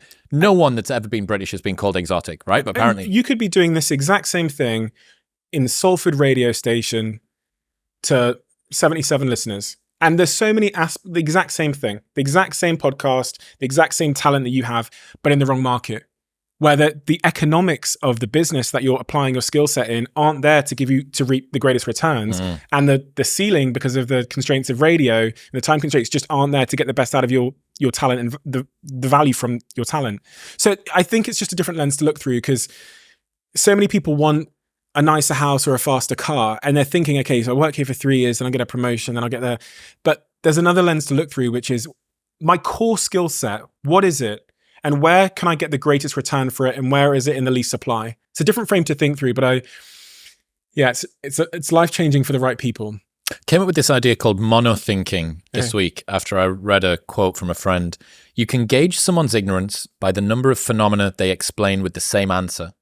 Those who blame many different issues, like war, poverty, and pollution, on just one cause, capitalism, are recycling explanations because their demand for answers outstrips the supply. And I like the idea of calling it monothinking. It's another explanation for me about why people who are not extremist cookie-cutter ideologues get criticized an awful lot. So if I know one of your views, and from it I can accurately predict everything else that you believe, They're not your views. You're not a serious thinker, right? You have adopted a onesie wholesale, and you've decided to put this on. Now, the disadvantage is you haven't thought for yourself and you don't actually know what you're talking about. The advantage from a group scenario is that I can very accurately predict what you're going to think about the next thing, because it's what everyone else is going to think about the next thing, right? In your tribe. Yeah. Precisely correct. Now, the problem that you encounter is that it makes you an unreliable ally if your particular set of views doesn't fall into this cookie cutter design. Like, there is no reason why your view on abortion should relate to your view on immigration or on economic policy or on healthcare or on gun control or on Joe Biden or on whether January 6th was a thing and whether aliens are actually happening. And yet, for a lot of people, it does. And there will be some skew, right? Some people will be more likely, but it shouldn't be that you have the cookie cutter ideology of this particular group. The disadvantage of being someone who doesn't take their ideology wholesale like that, and this is the term that I loved about it, was you basically become an unreliable ally. Yeah, sure, you're with us on abortion, but what about Donald Trump? You weren't with us on that. So what about when the next thing happens? I don't actually know if we should trust Stephen so much. And it's not an actual thought, but it's just something that sits in the back of their mind. And it really, I think it's comforting to people who maybe sometimes feel like they are ostracized from a group. They're a rugby player and they're there with the boys and they do the training and they do all the rest of it, but they're not that bothered about going out and getting smashed on a Saturday night. And they feel like they're like a little bit outside of the group but I do the main thing with you. I do the thing that we're supposed to be together for, and yet I'm made to feel outside of the group in the main thing because I don't do the other thing. Why is the other thing a part of the main thing? Do you know what I mean? Does that make sense? I mean, it goes back to what we said earlier about one of the issues in our psychology is we don't want to be different in any way. And there's a real comfort in the conformity of the crowd. So it's much easier in life to not realize that most truth is in the middle somewhere. It's much more comfortable and creates that sense of belonging in the same way that identity and labels do, to fit into the crowd and accept 95% of the people that wear the same football kit as me wear. If the socks are different, someone's going to point it out. Sitting in the middle is there's no home there. There's no team. There's no safety in the middle. But the truth is in the middle. And so it's a decision you have to make about your strength of conviction and what you care about. What's your KPI of success? Is it truth or is it conformity? But it's tough. That's what I love so much about podcasting is we've created a bit of nuance in the medium. It's not just echo chambers and algorithms separating left and right. There's a diversity of opinion stretched over 2 hours. So there's context. And I think people that gravitate towards this medium in shows like yours appreciate nuance. They're not looking for a left-wing podcast or an alt-right podcast or whatever. It's tricky. It's really, really tricky in this day and age. Really tricky. It takes a certain strength that most of us can't embody in our pursuit of finding our tribe and fitting in and avoiding self-preservation and not being kicked off the island. If you think about it from an evolutionary standpoint, it would literally have led to death if you didn't have a clear tribe. Like if you didn't have a tribe, you would have been kicked off the island. It would have led to death. So it's no wonder that we're so quick, especially with the aid of algorithms, to fall into these tribes and say and swear allegiance to everything they believe. Yeah. The other interesting thing is that an absurd ideological belief is less about what you believe in and more about showing fealty to the ideology overall. I learned this from the same guy, Gwinder, that did that quote. He basically said that if you have a really crazy ideological belief, let's say it's to do with the world being flat or pick whatever it is that you want, it's kind of like a canary in the coal mine. It's like, this is so counter to your rational thought that if you're with us on this, we can probably reliably say that you're going to be with us on all of this other stuff, right? It's a show of fealty. That's what's important about it. And when people don't adhere to that, they're seen as uncommitted by the opposition and unreliable by their own side. And also, in their own view of who they are, it causes dissonance. So if I say I'm left-leaning, and then I encounter a policy or a theory or some kind of idea that is typically belongs to the right, my sense of identity on a psychological level will be challenged and threatened in a really unhelpful way. So in order to alleviate the dissonance of who I think I am, I have to reject that idea, or else it throws you into this state which psychologists call dissonance, where you have like, there's something contradicting what I think I know about myself and who I am in the world. So we have to throw it out. This is why most people can't even have a conversation with someone that they know disagrees with them. It's why they unfollow and block people, because it's causing dissonance. The truth popping up on their timeline and being something that challenges their sense of identity or their ability to be as far on the left or as far on the right as possible. It's not nice for ourselves. It's actually, I think much of it is actually the threat it poses to ourselves in our own mind, the identity threat. It's like a psychological protection mechanism. I said I was on the left. I said I was a Labour supporter. That's who I am. That's the friendship group I've built. That's how I understand myself. This new piece of information, okay, that's a right-leaning thought. I can't, if I entertain that, I have to entertain dissonance, cognitive friction. So the easiest thing to do is shoot at the person who said it, discredit them, or find some way to just, kill it on sight. And that's the thing. Can you deal with dissonance? I think many of the greatest thinkers in our world are able to sit in dissonance for long enough to interrogate something for its merits. Yeah, being able to hold two contradictory thoughts in your mind at the same time is like very valuable, but increasingly rare. Do you follow people that disagree with you? And even further, do you follow people that really piss you off when they tweet because of their ideas are so far from your own? Me personally, no. I keep my Twitter following below 100, which means that it's difficult to get in there. But certainly on Instagram, yes, a bunch of my friends have extolled to me the importance and the virtue of exposing yourself to content that you purposefully disagree with. I actually listen to a number of different podcasts that are like typically wouldn't be the sort of thing that I would listen to, but it really gives me an interesting insight. So Decoding the Gurus, Conspirituality, QAnon Anonymous. Interesting. Those are three of them. And they're like sort of center-left or left-leaning, like debunking kind of shows. Right. There's a lot of criticism of, like, I've been criticized on those shows. There's criticism of people that are in my industry, that are my friends. But I find it really interesting to observe what someone who isn't me sees.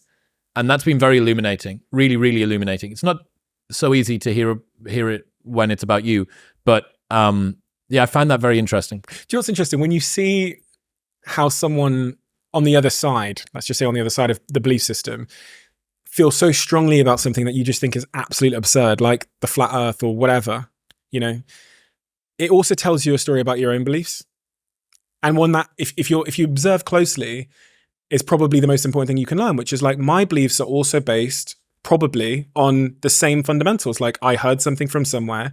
It confirmed the way I wanted the world to be. It probably came from people that I agreed 95% of things on otherwise, and the fragility of belief. So the fragility of all the beliefs you have about you and what you're capable of and who you are. If that person over there is so clearly completely wrong, maybe I am too, at a really fundamental level. I've been thinking, it's been creeping into my mind over the last couple of weeks, that like, maybe the person I think I am, as we kind of said earlier, is not actually who I am. And it's just a bunch of beliefs that I'm living by, like those disciples on the left and right do. And like, how do I unpack all of that and find out who I can be and who I really am? What would I have to do? What's the journey I'd have to go on? So this is why... we're all deluded. We're all deluded. So fundamentally, we both speak about this a good bit, I think. And I wonder whether part of it's because we're from the UK. And for the American people that are listening, it might not make quite as much sense. Although if you're from some small town in the Midwest, maybe it does. There is such a strong pull for people to conform in the UK. Perfect example, look at the vaccination rates. I think it's like 93, 94% of people in the UK got their first dose. It's like sort of high 80s second, and then like low 80s third, right? I think America maybe scraped the bottom of the dick of 50 or 60 for the first dose. Right? But who are the Americans in the room? They're a nation of people who said, yeah, fuck it, I'll get on that boat. Right? The British people, I don't know. Maybe there's genetic predisposition. Maybe it's cultural imposition, probably a part of both. But I certainly see in the UK a fear of breaking out and very, very strong criticism when people do. And if I could export from my life in the US and import to the world of the UK, one thing, it would be a lack of cynicism. Like, it would be less cynicism around people doing different things, because I think that it's stifling happiness, flourishing, innovation, people leading a life that's different to the one that they would do, being more experimental, being more motivated. I really wish that I could like sprinkle a little bit of that motivation. You're not the first Brit that's moved to the LA that works, especially in the creative industries, that has said that to me. You're not the second, you're not the third, you're not the fourth, you're not the fifth. So I hear it all the time. And you hear it even when you're thinking about innovation, and we even see it on the London stock market now. The public company CEOs that I know that flirted on the stock market are just being destroyed Their like personal character is being destroyed and the stocks are in the bin. You think about some of the big unicorns we've had from the UK. Being the founders of those is just an awful experience. If they were in the US, they would be applauded and clapped and on the front cover of, whatever. Fuck, I wish that we could change that. They're torn to pieces here. It feels like there's a little bit of something going on here too. Lewis Capaldi, you watch his documentary, Yeah. How I'm Feeling Now, I think it's called. I had him on the podcast as well. So yeah, I really enjoyed that. He's got this one line in it that I just fucking can't stop thinking about. Lewis Capaldi writes this first album, songs that he was singing since 2017 when he was playing them in working men's pubs all around the northeast of Scotland. Then he blows up trillion, bazillion streams, and he's asked to write a second album during COVID. WME or CAA or whoever his recording company are, how's the album coming along? And he's feeling this pressure and he develops this tic because he's under all of this anxiety. And he's noticing he has stayed the same, right? He is still the same person that he was from before. And he's noticing the world treating him in a different way. And he's scared and he's uncertain about his own abilities and about what the world wants from him. And he can't work out why other people are treating him differently. It's this fucking one line in the middle of the documentary. He says, fame doesn't change you, just changes everybody around you. Yeah. And it seems to be, as far as I can tell, the truth that a lot of people feel, especially someone like Lewis, the same songs. It's literally the songs that he wrote from before. And when you see the CEO, the business owner, the rugby player that's trying to break out and do things differently, as you ascend in status, as you change the world around you, as you start to become more competent, as the texture of your own mind improves, other people will notice the difference in you more quickly than you do. And in poor versions of culture, they won't respond nicely to it. They won't respond well. And I wish that we could somehow just fucking get rid of that in the UK. And you probably would have observed this as a podcaster, but speaking to Daniel Pink, who's the great motivational speaker, I guess, researcher, he talks about how when your incentive structures of performing a behavior change and it becomes about making sure the people at your record label can pay their mortgages, the enjoyment of the pursuit of the thing itself decreases. Think about the discipline equation. Friction goes way up. The psychological enjoyment of the pursuit is no longer you in the corner of the pub in Lewis Capaldi's case, where he said to me, I want to go back to the pub. Like, that's basically what he's saying. Sometimes I just wish I could go back to the pub where no one knew my name and I had to shout over people as they were drinking their beers and ignoring me. Less pressure, more psychological enjoyment, less friction. So you've got to be careful. I think this is what Rogan has done so unbelievably well. We think about building decade-long systems that will endure in the face of status and temptation. Rogan has said, I'm going to stick to my principles and I'm not going to do a podcast, one single episode that I don't love. A conversation I don't want. I'm not going to do a single conversation I don't want to have. Whether it's my boy from the Comedy Store talking about anthills or whatever, I'm going to stay true to my principles. Incredibly difficult to do. He's done it perfectly. Keep his circle small. Try and stay away from those red carpets as much as he possibly can. And keep his principles laser focused. Why did I start this? And I can't imagine the pressure he's had. Why don't you have more of these people on? Why don't you have more of this type of person on? You should, all the articles writing, you change your principles. That's a motivation threat. And he's managed to stave off that motivation threat for 15 years. Well, do you know why it's so important to not damp that down? Is because your instincts are so idiosyncratic and personal to you. And if you try to reverse engineer what you think you should be doing, the only thing that you have, which was your instincts, are going to be eroded away. Yeah. That's all that you've got ultimately. Like your show and mine, despite the fact that we traffic in very similar circles, we're friends with a lot of the same people, we even cross over in terms of guests. Listen to the fucking episode. Yeah. There could not be a better person to be crossing over with me in British podcasting, because our Venn diagram circles of how we have our conversations are fucking completely different. Yeah. And that's perfect, right? Because I couldn't do your show. You're interested in stories, right? You fundamentally love stories. You love the passion behind people. You love the emotions that are driving them. You want to understand why they are the way they are. I want ideas, right? I want to understand what's the framework that they've seen. How does this apply in a different setting, right? That's fucking great. So Douglas Murray tells me this story, right? One of my favorite stories. Douglas, one of the first newspapers that he works at, he has this boss who's like a legendary savant of the journalism industry. And he decides he's going to release a West End show about the life of Prince Charles in rhyming couplets. And this guy's like at the zenith of his career. So he's this big dog and there's going to be loads of scrutiny, and he's been in the journalism industry, so he's probably made a shit ton of enemies as well. Anyway, opening night. By the halftime interval, there was no one left in the entire auditorium, including the cast.